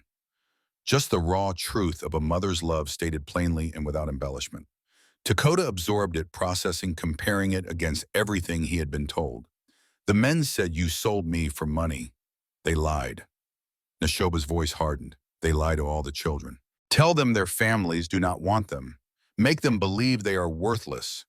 That way children do not run, do not fight, accept their fate. Did your family want you? The question was a knife precisely aimed. Neshoba's breath caught. For a moment, Silas thought she might deflect, might avoid the truth. But she met her son's eyes and spoke with brutal honesty. My tribe did not want me after your father died. They blamed me, beat me, left me to die. In that way, the men told you truth. I was rejected. Then how? But you, her voice sharpened with intensity. You I never stopped wanting. You I fought for. The tribe could abandon me, could call me cursed, could do whatever they wished to my body, but they could never make me stop loving you. That is the difference. Dakota's face worked, emotions warring across it. The question was there, unspoken but clear. If she fought for me, why did she fail? Why did I end up in that cage? Neshoba saw it. Addressed it head on. I failed to protect you. That is true. I was not strong enough, not smart enough, not prepared. They came in the night, and I could not stop them. That failure will haunt me until I die. But failure is not the same as abandonment. I failed you. I did not abandon you. The distinction mattered. Silas could see it landing, could see Dakota's understanding shift fractionally. Parents could fail, that was human, inevitable even. But abandonment was a choice. And whatever else had happened, Neshoba had not chosen to let her son go. I do not know if I can forgive you. Dakota's voice was small, uncertain. I am not asking for forgiveness yet. Neshoba's response was immediate. I am asking for the chance to prove I will not fail you again. That is all. Just a chance. Silence fell. The fire crackled. Somewhere in the distance, an owl called into the night. Dakota pulled his knees up to his chest, wrapped his arms around them, and sat staring into the flames, not rejecting, not accepting, just existing in the complicated space between the two. It was a start. The third day they crested the final ridge and saw the stone house below tucked against the cliff face like a secret the mountain was keeping. Smoke should have been rising from the chimney Silas had banked coals before they left, but the structure looked cold, abandoned. A flutter of unease moved through his chest. Stay here. He dropped his pack, checked his rifle. I will make sure it is clear. Neshoba moved to protest, but Silas cut her off with a look. If something is wrong, Dakota needs at least one of us alive. You are backup, understand? She nodded reluctant, but recognizing the tactical sense. Silas approached the house in a wide arc, using cover-checking sightlines, looking for any sign of disturbance. The door was still closed. The snow around the entrance was undisturbed except by wind, but something felt wrong, an instinct honed by years of staying alive in dangerous territory. He burst through the door, fast rifle up and ready. The interior was empty, cold but empty. No signs of forced entry, no evidence of searching. Just a house abandoned for a few days, slowly surrendering to winter's grip. Silas exhaled relief, called the others down. They filed in, Neshoba first scanning for threats with the same wariness Silas had shown. Then Dakota moving with a child's exhaustion, ready to simply collapse anywhere that was remotely warm and safe. Silas rebuilt the fire while Neshoba inventoried their supplies. The larder was lower than he would like, but there was enough for a week if they were careful.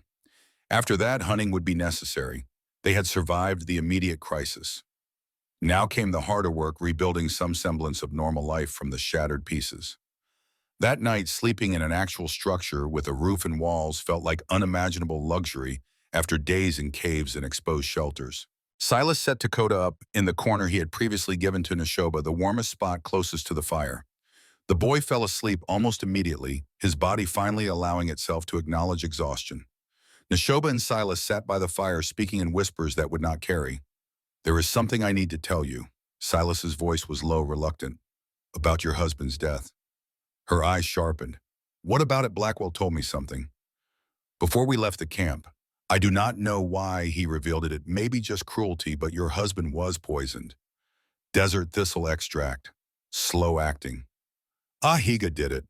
The words landed like physical blows. Neshoba's face went through a series of rapid transformations. Disbelief, realization, fury, grief, all compressed into the space of a few heartbeats. When she spoke, her voice was deadly calm. How do you know this is true? Not just more lies. Because Blackwell had no reason to lie. Telling me hurt you and hurting you hurt me, and that was his revenge for the camps I burned. He gains nothing by inventing it. Besides, Silas leaned forward. You already suspected, did you not? You said the medicine woman claimed poison. You just could not prove it. Neshoba's hands curled into fists large enough to shatter bone. The tribe knew. They had to. The chief is Ahiga's uncle. They covered for him. Let him kill my husband so he could have me. When I refused, when I rejected Ahiga, even after Takala died, they punished me for it. The pieces clicked together with sickening clarity. A murder disguised as illness. A widow blamed for bringing bad luck. A son taken away to eliminate any witness, any complication. And all of it protected by tribal politics, by family connections, by the convenient fiction that Neshoba herself was the problem. I am sorry. Silas did not know what else to say. There was no justice in the world that could make this right. No revenge that would restore what had been stolen. Neshoba stared into the fire. Her face could have been carved from stone. When I was tied to that post, when they whipped me until my back was raw, Ahiga watched. He smiled, enjoyed it, said I was getting what I deserved for being unnatural, for making my husband weak. If he comes here, when he comes here. Neshoba's correction was certain. When he realizes I survived, that I took Dakota back, his pride will not allow it. He will come. And when he does, her voice dropped to something colder than the winter wind. I will kill him. Slowly. Silas did not argue. Some debts could only be paid in blood. He had learned that truth 3 years ago when he started hunting the men who took Emma. Violence was not always the answer, but sometimes it was the only answer that mattered. They sat in silence for a long time. The fire burned down to coals. Dakota stirred in his sleep, murmured something incomprehensible, settled again. Watching him, Neshoba's face softened fractionally. Whatever rage burned in her heart for Ahiga, it was balanced by something stronger. The need to protect her son, to give him a life beyond trauma and violence. He spoke to me today. Her voice was barely a whisper. Asked questions. Let me touch his foot. Small things, but But they are everything. Silas understood. After rejection, any connection felt like a miracle. You are doing the right thing, giving him space, not pushing. He will come around. And if he does not, then we keep trying. For as long as it takes, Neshoba looked at him. Really looked, seeing past the weathered exterior to the man beneath. Why do you do this? Help us. Stay with us. You could have walked away after the rescue, gone back to your mountains, your solitude. Silas considered the question. Because in here he spoke a truth he had barely admitted to himself, because I was dying before you arrived. Not physically, but in every way that matters. I had stopped being a person and become just a collection of survival habits. You reminded me what it means to care about something beyond the next meal, the next sunrise. You speak of me as if I saved you. I am the one who brought danger to your door. Maybe that is what saving looks like sometimes. Not rescue from obvious threat, but rescue from the slow death of giving up. They looked at each other across the fire. In the flickering light, Neshoba's scars seemed to fade, leaving only the strength beneath. Her hair, matted and tangled from days of travel, framed a face that was beautiful in the way mountains are beautiful, not delicate or soft, but awe-inspiring in its refusal to break. Every night is colder without a man. The words came from her softly, an echo of something she had said once before. But I have been cold for so long, I forgot what warmth felt like. Until now. Silas's breath caught. The invitation was clear, unmistakable. But so was the vulnerability beneath it, the fear that this too would be transactional, that kindness would have a price attached. He stood slowly, moved around the fire until he was beside her. Close enough to touch, but not touching. Giving her the choice, always the choice. Neshoba reached up, placed her hand against his chest. Her palm was warm despite the cold. Beneath it, she could feel his heartbeat, steady and real. I choose this, not because I owe you, not because I need protection, because I want to. The distinction mattered. Silas covered her hand with his own, feeling the size difference, the way his fingers barely wrapped around her palm. Then I am honored. His voice was rough with emotion he had not felt in 3 years. And I promise no one will hurt you here. Not ever again. She pulled him down, her strength making the motion effortless despite his resistance. Their lips met, and it was clumsy at first, two people out of practice, out of sync, learning each other's rhythms. But then it clicked, and the kiss deepened, became something that spoke of months of loneliness, finally finding an end.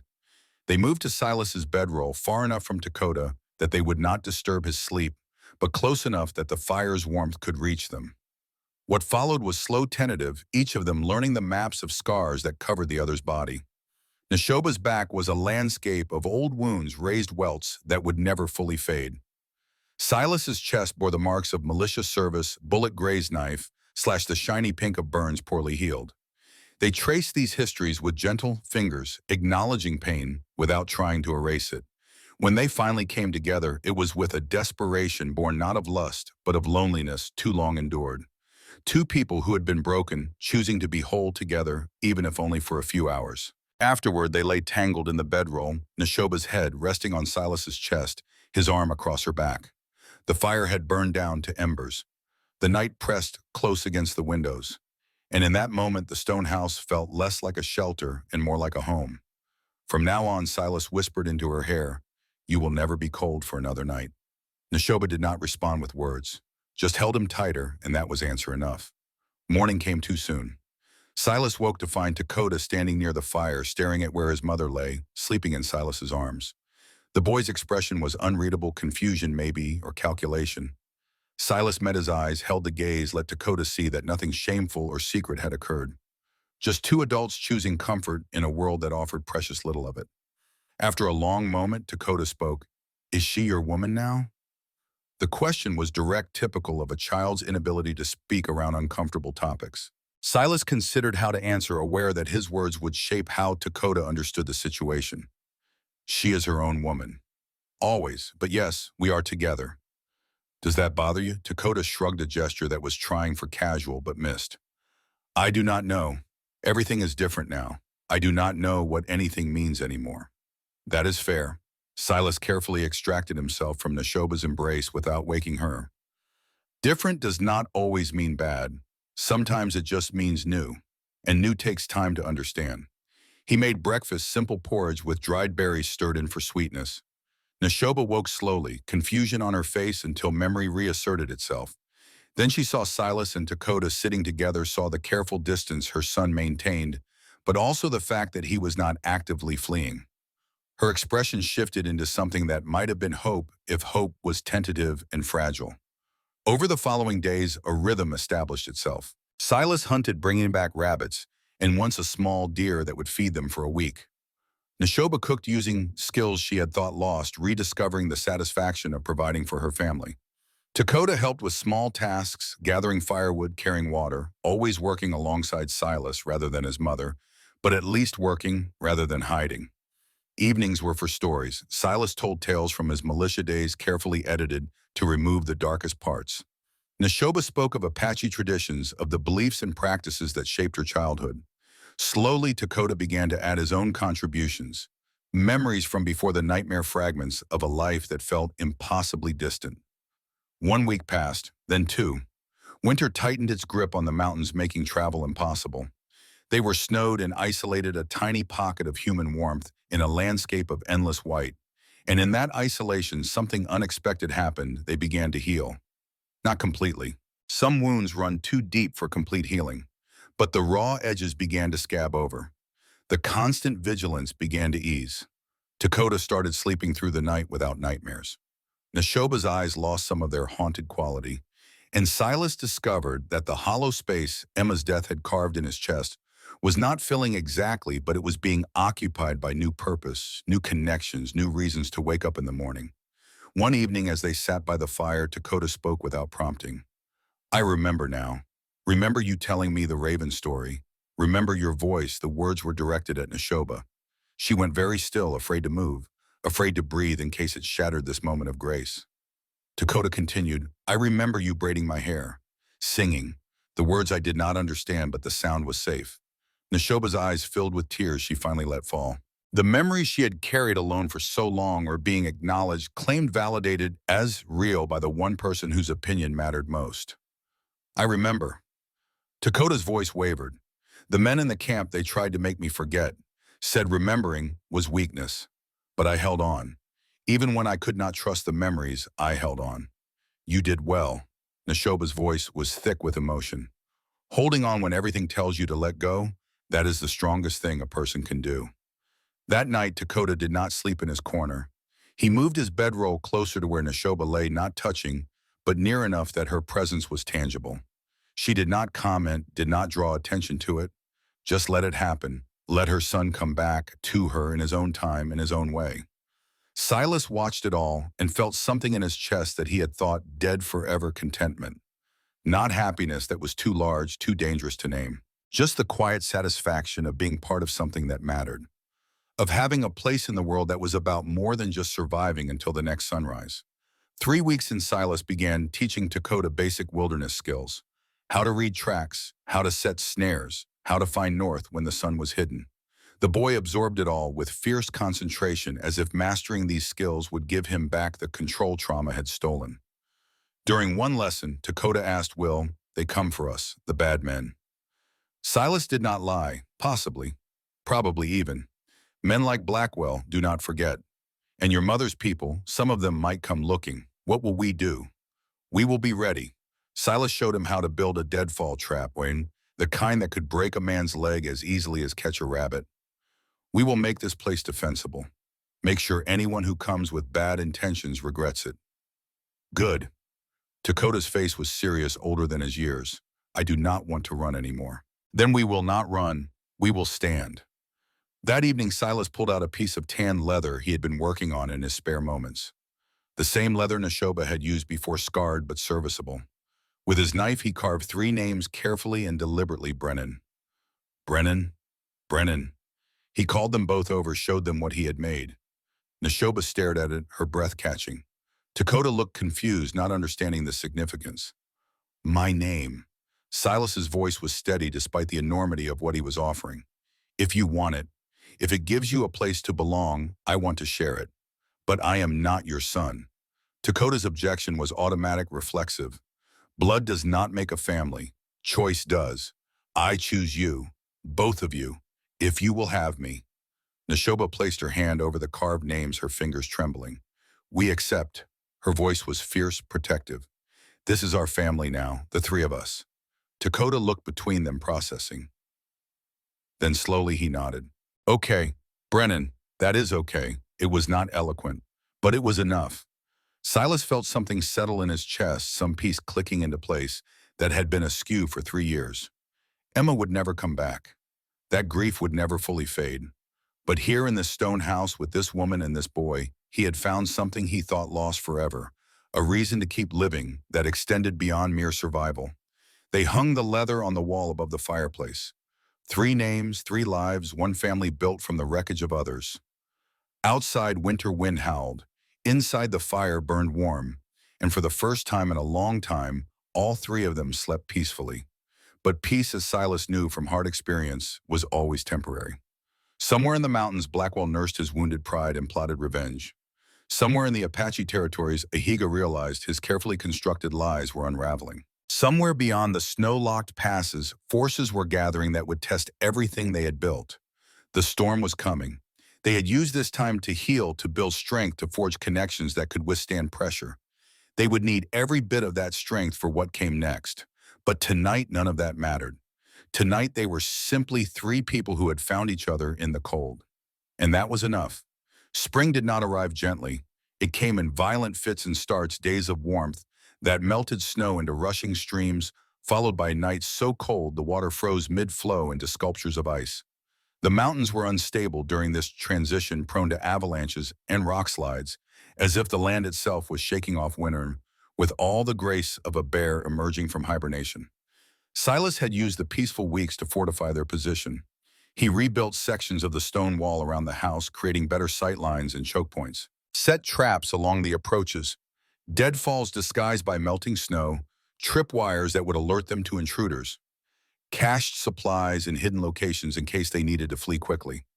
He had learned these tactics during the border wars, and they came back now with the muscle memory of old violence. Dakota helped with the preparations.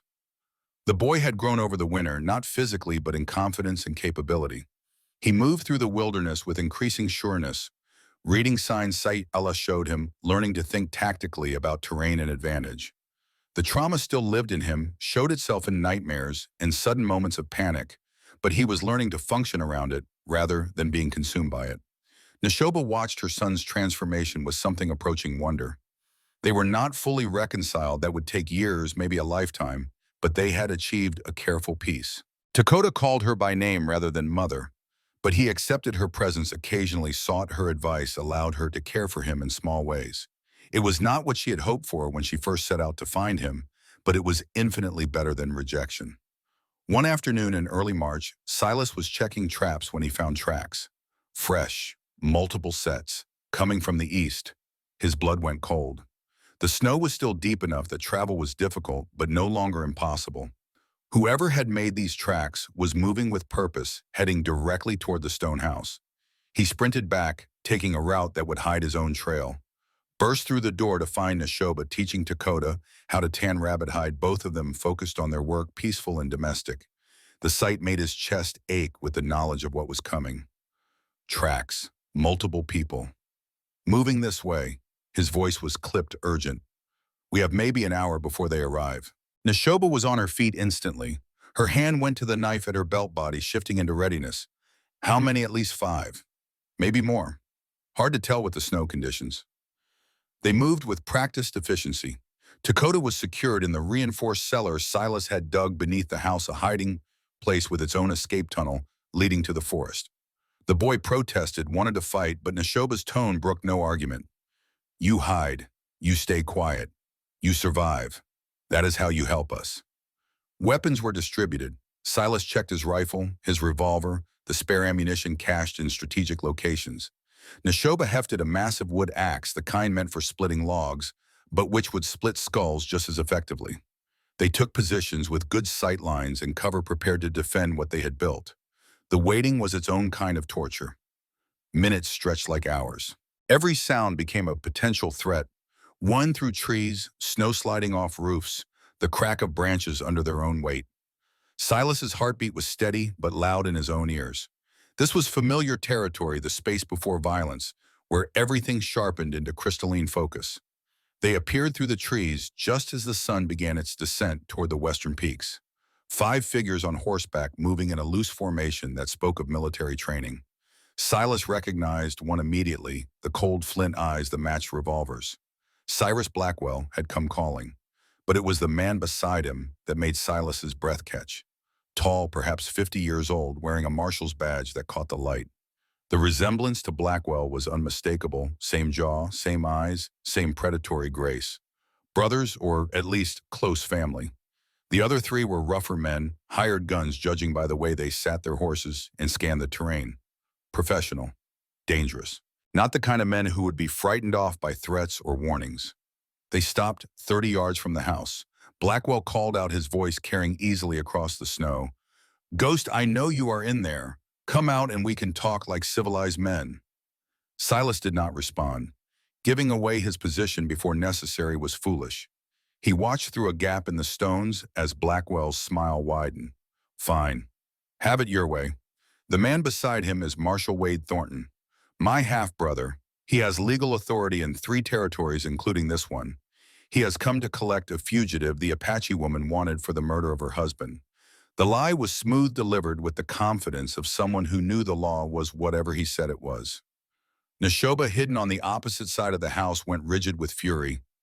Silas could feel her rage from here, a physical thing pressing against the air. "You have no authority here." Silas's voice rang out finally, giving nothing away about his exact location. "This is unclaimed territory. No marshal's warrant reaches this far." Thornton spoke for the first time. His voice was rougher than his brother's, shaped by years of tobacco and violence. "Authority is wherever I say it is, Ghost. And right now I say you are harboring a murderer and a stolen child. Hand them over and you can walk away from this." The offer was hollow, and they all knew it. Blackwell wanted revenge. Thornton wanted whatever profit could be extracted from the situation. Walking away had never been an option. The child stays with his mother. The mother stays with me. You want them, you will have to come through me. Thornton sighed theatrically.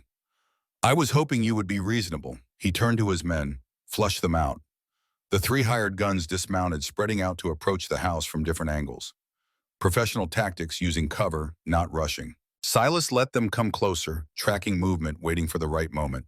Neshoba's breathing was controlled, measured. They had discussed this scenario plan for it. Now came the execution. The first gunman reached the corner of the house, stepped forward, triggered the tripwire Silas had strung at ankle height.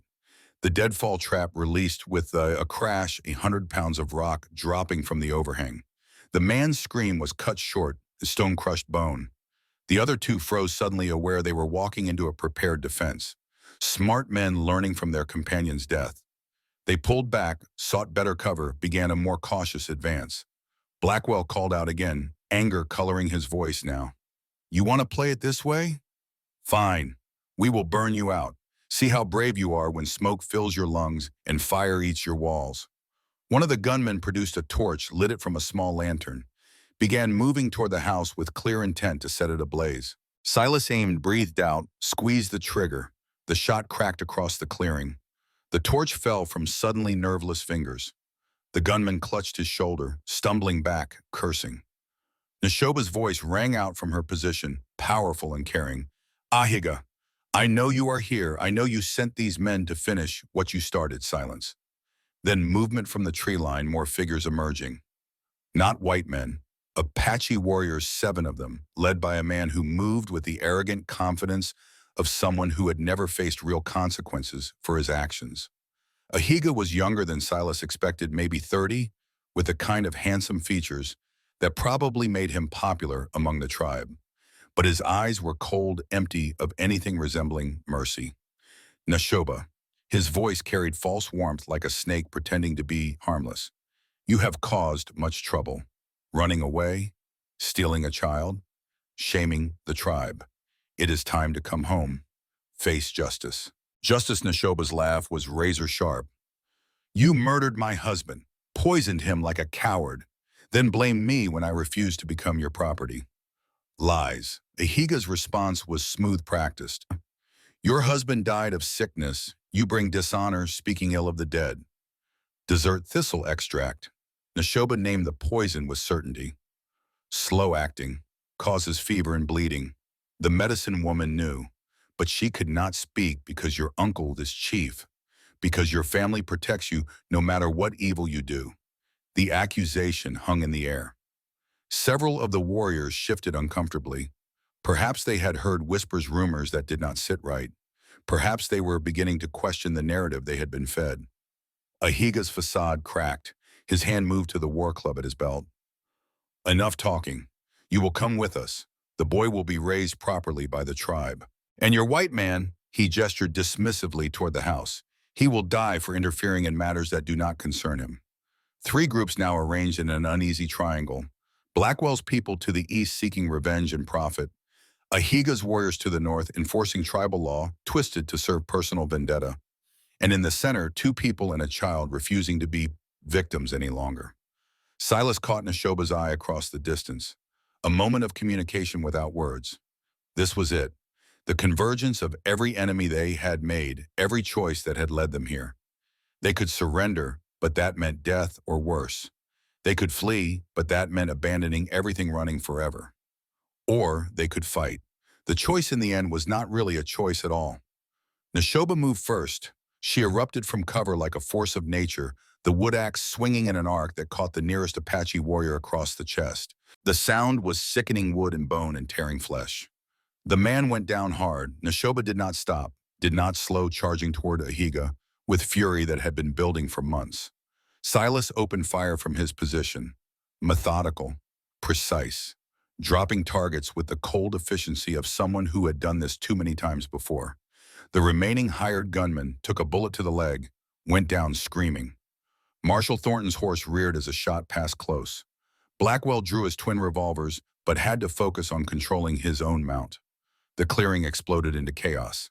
Apache warriors spread out, some moving to engage Neshoba, others circling to flank the house. Silas shifted positions, using murder holes he had carved in the walls, firing from unexpected angles.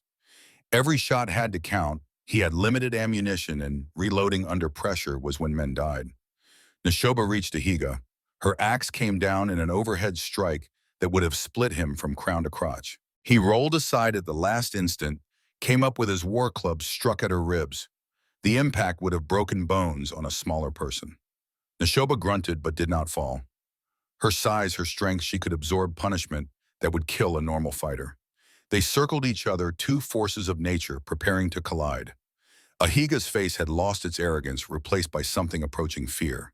He had never faced Neshoba in true combat, had never tested his warrior skills against a woman who had nothing left to lose. She is not cursed, one of the Apache warriors shouted suddenly. He had stopped fighting, was backing away. She is blessed by the spirits. No normal woman has such strength. The words rippled through the warriors. Doubt, confusion. The narrative they had been told that Neshoba was unnatural, wrong, cursed, was colliding with the reality of her power. She was not a monster. She was magnificent. Ahiga saw his support crumbling. Desperation made him reckless. He lunged forward, club swinging in wild arcs. Neshoba sidestepped, caught his arm mid-swing, twisted. Bone snapped with a sound like a gunshot. Ahiga's screams split the air. The war club fell from nerveless fingers. Neshoba drove him to his knees. One massive hand closed around his throat, lifting him, despite his weight, holding him suspended. Her face was carved from stone, pitiless and absolute. This is for Takala, for every lie you told, for trying to steal my son. Wait, the cry came from the tree line. An old woman emerged, moving with the careful steps of advanced age, but with eyes that blazed with purpose. Chinoa Takala's mother, Neshoba's mother-in-law. Three warriors moved to support her, showing respect for an elder. The fighting paused. Guns remained aimed, but fingers eased off triggers. Everyone watched as Chinoa made her way into the clearing, her gaze fixed on Ahiga, on her daughter-in-law, on the moment of reckoning that had been building for so long. I saw. The old woman's voice was thin but clear. I saw Ahiga at my son's tent, the night before the sickness began. I saw him leave the water vessel. Saw him wipe his hands on grass like he had touched something foul. No. Ahiga choked the word out around Neshoba's grip. You are mad. You see ghosts. I am old. I am not blind. Chinoa's gaze swept the assembled warriors. I said nothing because I was afraid. Afraid of Ahiga's uncle. Afraid of losing my place in the tribe. I let my daughter-in-law be punished for a murder I knew she did not commit. That shame will follow me to my grave. The confession struck like lightning. Warriors turned on Ahiga with expressions of disgust and betrayal. The evidence had always been there, buried beneath politics and convenient lies. Now it was exposed and there was no covering it up again. Neshoba's grip tightened. She could end this. One twist and Ahiga would never threaten anyone again. But something held her back. Perhaps the memory of who she had been before violence took everything. Perhaps the knowledge that Dakota was watching from his hiding place, learning what justice looked like. She threw Ahiga to the ground instead, hard enough to drive the air from his lungs. He is yours, she addressed the Apache warriors. Take him. Let the tribe decide his fate. I want no more blood on my hands. The warriors moved to surround Ahiga, binding his arms, preparing to drag him back for judgment. But as they worked, Blackwell made his move. He had been waiting, watching, looking for an opening. Now he took it. The shot came from his revolver, aimed not at Silas or Neshoba, but at the bound Ahiga. The bullet took him in the chest center mass, a kill shot. The warrior gasped once and went still, eyes going glassy with death. That is for making me waste my time. Blackwell's voice was casual, as if he had just swatted a fly. Now where were we? Oh yes, the woman and the boy. But his victory was hollow. The Apache warriors had witnessed his casual murder of one of their own. Whatever alliance had existed, whatever understanding, it evaporated in that instant. They turned as one, weapons trained on Blackwell and his brother. You have killed a man of the people. The lead warrior's voice was ice. That demands blood payment. Blackwell realized his mistake. Thornton saw it too. They were outnumbered, outflanked, and had just made enemies of everyone in the clearing. The hired guns were dead or wounded. The tactical advantage had shifted decisively against them. This is not over. Blackwell backed toward his horse, keeping his revolvers trained on the nearest threats. You hear me, Ghost. This is not over. I will be back, with more men, with fire and steel, and when I come back, I will burn everything you love until there is nothing left but ash and memory. He swung into the saddle. Thornton did the same. They spurred their horses, crashing through underbrush, fleeing into the forest at full gallop. The Apache warriors did not pursue. Their business was with Ahiga's body, with returning him to the tribe for the judgment that would now be delivered on his corpse. Silas emerged from the house rifle, still ready, scanning for threats. The clearing looked like a battlefield, 2 dead gunmen, blood staining the snow, weapons scattered. But they had survived. More than survived. They had won. Neshoba stood in the center of it all, chest heaving, still holding her bloodied axe. Her eyes found Chinoa's.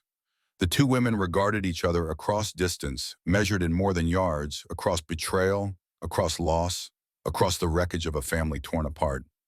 I am sorry, Chinoa's voice broke. I should have spoken sooner, should have protected you, should have honored my son's memory better than I did. Neshoba said nothing for a long moment. Then, you spoke when it mattered. That will have to be enough. The old woman nodded, accepting the judgment. She turned to the warriors. We return to the tribe. There will be a council. Many truths must be spoken. And Neshoba, one warrior asked, uncertain. Neshoba makes her own path now. Chinoa's tone brooked no argument. She has been wronged by the people. If she chooses never to return, that is our loss, not her failure. She is released from all obligations to the tribe. It was not an apology, not quite. But it was acknowledgement, vindication, the restoration of a name that had been dragged through mud. Neshoba's shoulders straightened fractionally. She had not realized how much she had needed this, not the tribe's acceptance, but their recognition that they had been wrong. The warriors prepared to leave, fashioning a travois to carry Ahiga's body. Before they departed, Chinoa approached Neshoba one final time. May I see him? My grandson Neshoba hesitated, then nodded. Silas moved to the cellar entrance, called down, It is safe, you can come up. Dakota emerged, blinking into the late afternoon light. His eyes went wide at the scene of carnage, but he had lived through enough horror that the sight did not send him running. Instead, he took in the dead, the blood, the warriors processing with the grim efficiency of someone who had learned early that the world was violent and unfair. Chinoa approached slowly. Dakota, she breathed. You have grown, have become strong. The boy looked at his grandmother, evaluating. She let them take me. The accusation was direct. I did not know Ahiga had arranged it. The old woman's honesty was painful. I thought you were safer with new families than with a mother the tribe called cursed. I was wrong. I have been wrong about many things. Dakota processed this. Then with a child's capacity for devastating clarity, you were afraid. Everyone was afraid, except my mother. She was the only one brave enough to come for me. Yes, Chinoa bowed her head. That is the truth I must carry. The warriors called out. They were ready to depart. Chinoa touched Dakota's head, once a blessing or a goodbye, then turned to join them.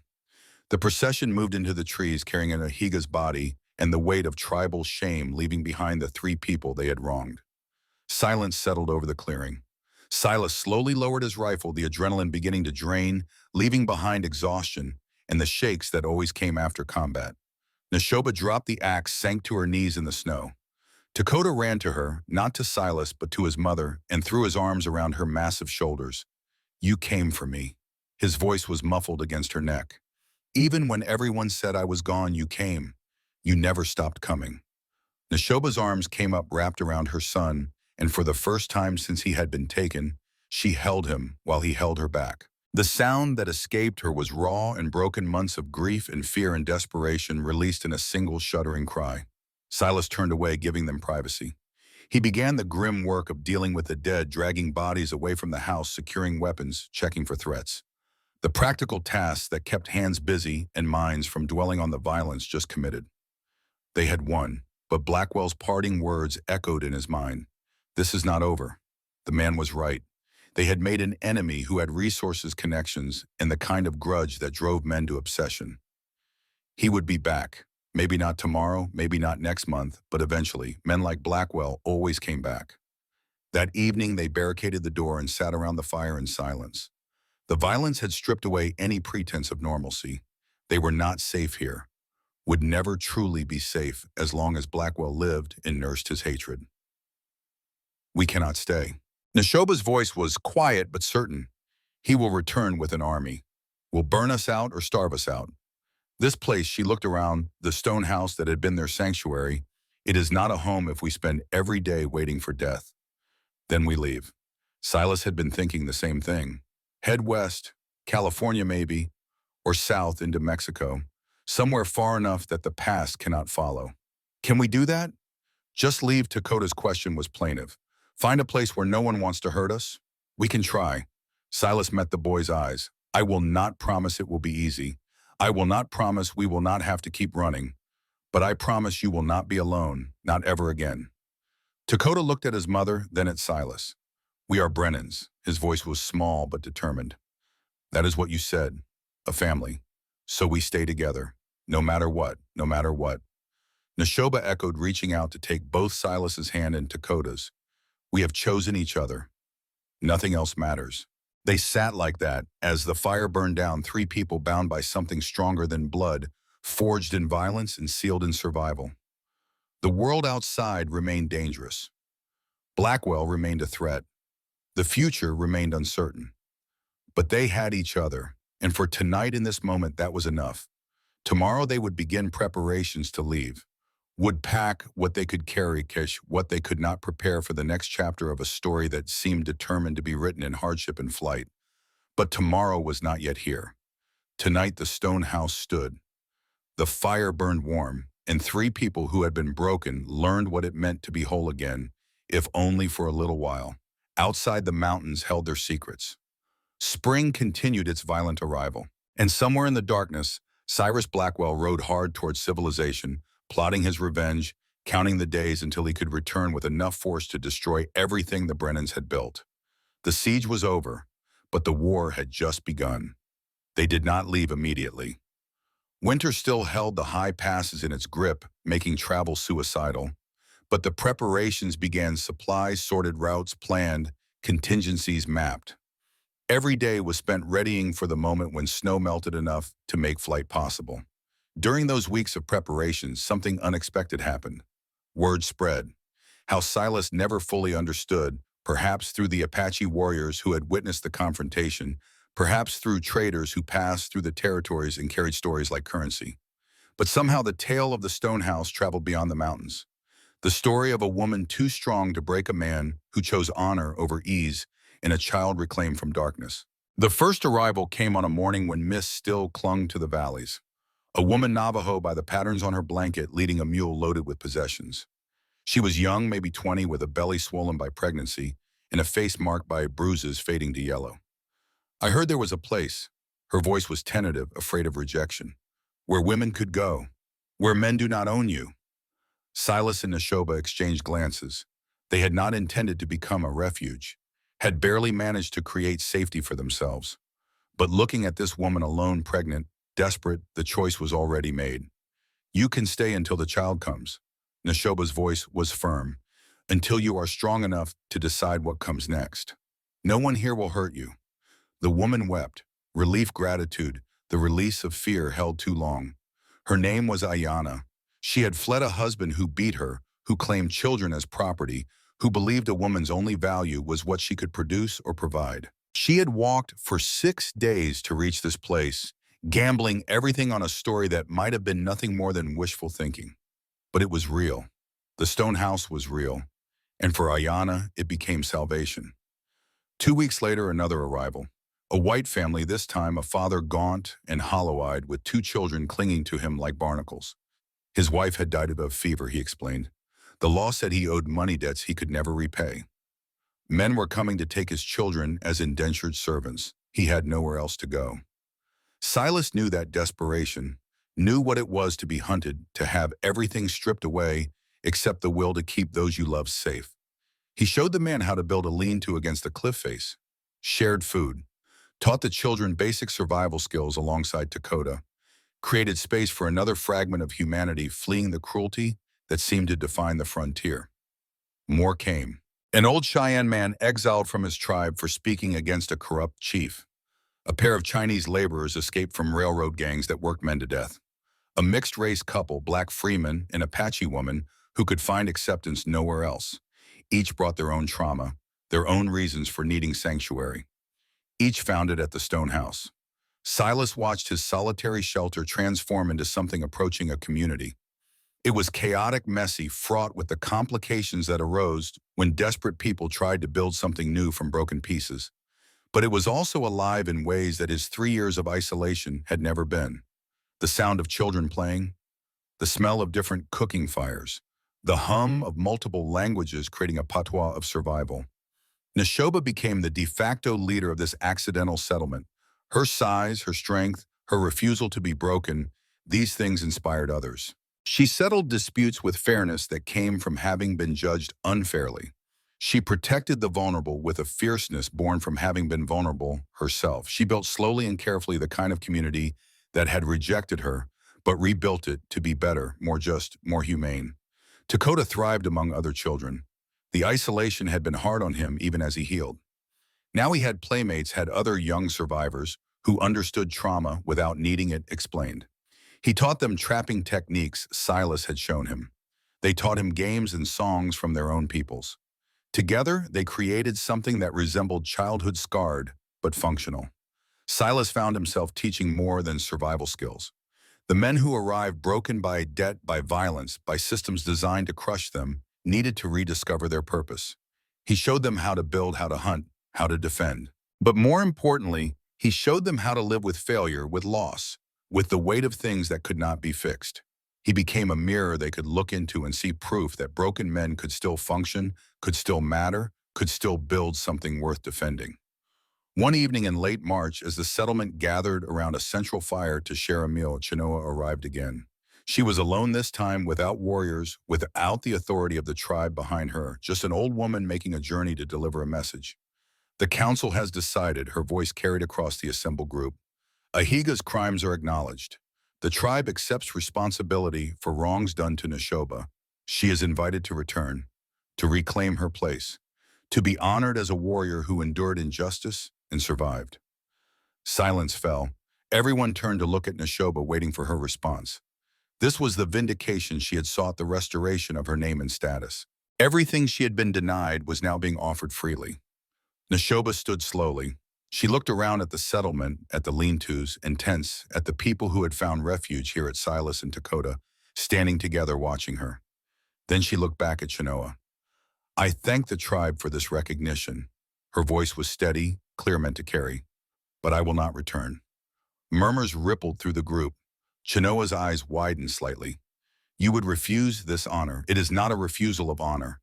Neshoba stepped forward, and even in a group of dozens, her presence commanded attention. It is a choice of family. The tribe cast me out when I needed them most, called me cursed. Let my son be stolen. Let my husband's murderer go unpunished. They did these things not because I deserved them, but because I was convenient to sacrifice. She gestured to the assembled refugees. These people from many tribes, many colors, many histories, they came here because everywhere else rejected them, called them wrong, unnatural, worthless. They came here and found something the world rarely offers: acceptance without conditions, safety without price, family without blood. This Chenoa, this is my tribe now. The people who were no people. The family that chooses itself. I have been honored by the Apache and I acknowledge that gift. But my place is no longer with those who abandoned me. It is with those who never would. The speech was not eloquent by the standards of great orators, but it carried the weight of lived truth of wisdom earned through suffering. Around the fire, people nodded. Some wept. Others simply bore witness to a woman claiming her own destiny with both hands. Chenoa absorbed the rejection with grace. I understand. Her voice held sadness, but also respect. You have built something here. Something the tribe should have been but failed to become. She paused, then added, your husband would be proud. Takala always believed in justice, in protecting those weaker. You honor his memory better than we did. She turned to Dakota, who stood. Will you come? Visit your grandmother, see your people. The boy looked up at Silas, then at his mother, seeking permission or guidance or simply reassurance. Neshoba nodded once. The choice is yours. Always. Dakota took a breath, squared his small shoulders. Maybe someday, when I am older, when I understand who I am better. But right now his hand found Silas's. Right now my family is here. Chenoa smiled, sad but genuine. Then I will wait and hope. She departed as she had come, alone and unburdened by warriors or tribal authority. Just a grandmother who had tried to do right, too late, carrying the knowledge that some damages could never be fully repaired. After she left, the settlement resumed its evening routines. But something had shifted. Neshoba's speech had named what they were building not just a refuge, but a genuine alternative to the structures that had failed them. Family bound not by blood or tribe or law, but by mutual need and mutual care. Silas found Neshoba later standing at the edge of the settlement, looking out over the valley. The snow was finally receding in earnest, revealing brown earth and the first green shoots of new growth. Spring was here, undeniable and inevitable. You could have gone back. His voice was quiet. Had everything restored? I have everything. She did not turn to look at him. A partner who respects me, a son who is healing, a purpose that matters. The tribe could give me honor, but they could not give me this. Silas moved to stand beside her. Their shoulders touched, solid and warm. What we are building here, it is dangerous. Blackwell will return. Others will come. The law, the army, whoever decides we are a threat. We are creating something that challenges every structure that controls this territory. I know. Neshoba's voice held no fear, only certainty, which is exactly why we must do it. Because if we do not, who will? If we do not offer sanctuary to the broken, where do they go? Back to the systems that broke them? Into the wilderness to die alone. She turned to face him finally. You taught me something, Silas Brennan. You taught me that kindness is not weakness. That choosing to care even when it costs you, even when it makes you vulnerable, that is not foolishness. It is the rarest form of courage. There was one of the quote-worthy lines embedded naturally in conversation. Silas felt it land in his chest, settle into the place where cynicism used to live. He had spent 3 years believing that caring led only to pain, that detachment was survival. Neshoba had proven him wrong simply by existing, by refusing to let cruelty make her cruel in return. We need a name. Dakota's voice startled them both. The boy had approached silently, a skill he was becoming alarmingly good at. For this place, people keep asking what to call it. Stonehouse sounds like just a building, but it is more than that. What would you call it?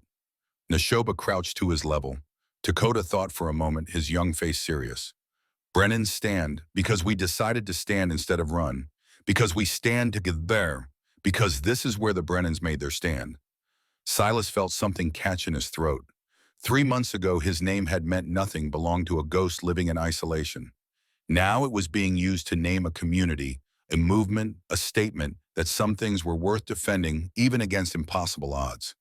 Brennan, stand, he tested the words. I like it. So it was decided. The settlement had a name, an identity, a declaration of purpose.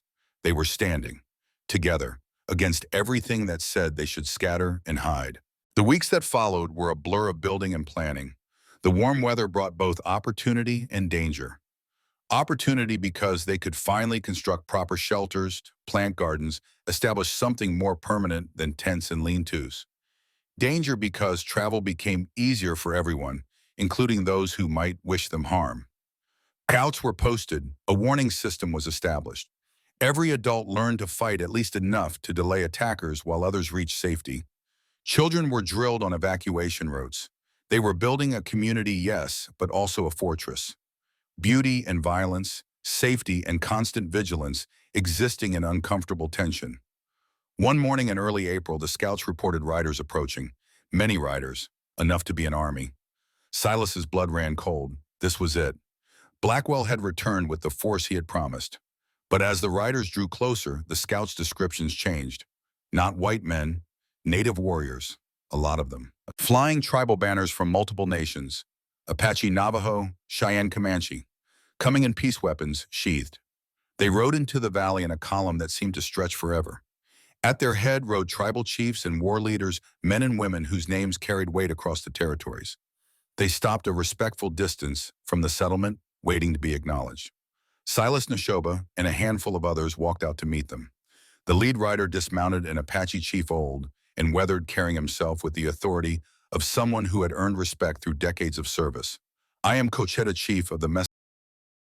His voice was formal, ritualistic. I speak for the gathered tribes. We have heard of this place. Brennan's stand, where the outcasts gather, where the broken find shelter. We offer no threat to the tribes. Silas kept his own voice neutral. We only provide sanctuary to those who have nowhere else. We know. Cochetta's expression was difficult to read. We have watched, waited, wondered if you would become a problem. A gathering of desperate people could become bandits, raiders, a threat to all. But you have not. You have built something different. He looked past them to the settlement where people were emerging from shelters, cautious but curious. You have shamed us, all of us. You accept what we reject, protect what we abandon, build what we destroy. A white man and an Apache woman doing what entire tribes failed to do. The words were a condemnation and a compliment woven together. Silas did not know how to respond. Beside him, Neshoba stood tall and silent, letting the chief speak his piece. The tribes have met in council. Cochetta continued. We have decided this place, this Brennan's stand, it has our protection. Any who attack you, attack on all the gathered tribes. Any who seek to destroy what you build will answer to us. The offer was staggering, unprecedented. The tribes rarely agreed on anything, rarely presented a united front. But here they were pledging to defend a settlement that represented everything their own structures had failed to provide. Why? Neshoba's question was simple. Cochetta looked at her directly. Because you are right and we were wrong. Because every person in your settlement is someone we failed. Because if we do not protect what you have built, we prove ourselves unworthy of the names we carry. He gestured to the assembled warriors. We offer more than words, supplies, knowledge, trade. And when the white man's government comes, and they will come, we offer alliance. They will not burn you out without burning out the entire territory. It was a gift almost too large to accept. With it came obligations, expectations, the weight of becoming a symbol, rather than just a sanctuary. But refusing would be an insult, and more practically, would strip away the protection they desperately needed. We accept. Silas spoke for the settlement. With gratitude and humility, we will honor this alliance and prove ourselves worthy of it. And the formalities concluded, the tension broke. Warriors mingled with settlers. Stories were shared. A woman from the Cheyenne delegation approached Neshoba spoke in rapid Apache that Silas could not follow. But he saw Neshoba's face transform surprise recognition, something approaching joy. An old friend perhaps or a relative thought lost. That night they held a feast. Tribal contributions combined with settlement stores to create abundance. Children played together across cultural lines. Adults who had been strangers hours before shared food and laughter and the careful beginnings of trust. Silas watched it all from the doorway of the original stone house, the structure that had started everything. Dakota was in the thick of it, teaching a Comanche boy his age how to tie snares. Neshoba was in conversation with several tribal elders. Her gestures animated her face open in a way he had never seen before. She was home. Not with the Apache, not with any single tribe, but here in this space she had helped create. Beautiful is it not, a voice beside him. Ayana, the pregnant Navajo woman who had been their first refugee, now glowing with imminent motherhood. All this because you chose kindness when you could have chosen cruelty. I almost did not, Silas admitted. When Neshoba first appeared, I thought about turning her away. Easier, safer, less complicated. But you did not, because some part of you remembered what it was to be human, to care. She placed a hand on her belly. My daughter will be born here, in a place of safety, because you made that choice, not just me. This Silas gestured to the settlement. This is Neshoba's doing, her strength, her vision. Ayana smiled. You gave her a place to stand. That is no small thing. Sometimes the greatest gift is simply being willing to stand beside someone and say, I will not abandon you. The rest grows from there. Another quote-worthy line delivered naturally. Silas felt his truth settle into him. He had not saved Neshoba. She had not saved him. They had simply chosen not to abandon each other, and from that small act of defiance against a cruel world, everything else had grown. The feast continued into the night. Eventually the tribal delegations departed, leaving behind gifts and promises and the beginnings of something that might over years become genuine peace. The settlement slowly quieted, people drifting to their shelters, exhausted but hopeful. Silas found Neshoba sitting outside the stone house, Dakota asleep with his head in her lap. She stroked his hair with gentle repetition, a mother's ritual of comfort and connection. Silas sat beside them, added his warmth to theirs. We did it. Neshoba's voice was soft, wondering. Built something that matters. Something that will outlive us. Maybe. Silas was more cautious. Or maybe Blackwell comes back with an army and burns it all. Maybe the government decides we are a threat. Maybe this is just a beautiful moment before everything collapses again. And if it does, Neshoba looked at him. If it all burns tomorrow, was it worthless? No. The answer came without hesitation. No, even if it only lasts one day, it mattered. Because these people got one day of safety, one day of not being hunted, one day of being treated like they have value. Then we have already won. Neshoba smiled and it transformed her face. Whatever comes next, we have already proven that another way is possible. That is the victory. Everything after is just details. They sat together as the stars wheeled overhead, three people bound by choice rather than blood, surrounded by a community built on the radical idea that everyone deserves a place to belong. Spring had fully arrived. The snow was gone. The valley was green with new growth.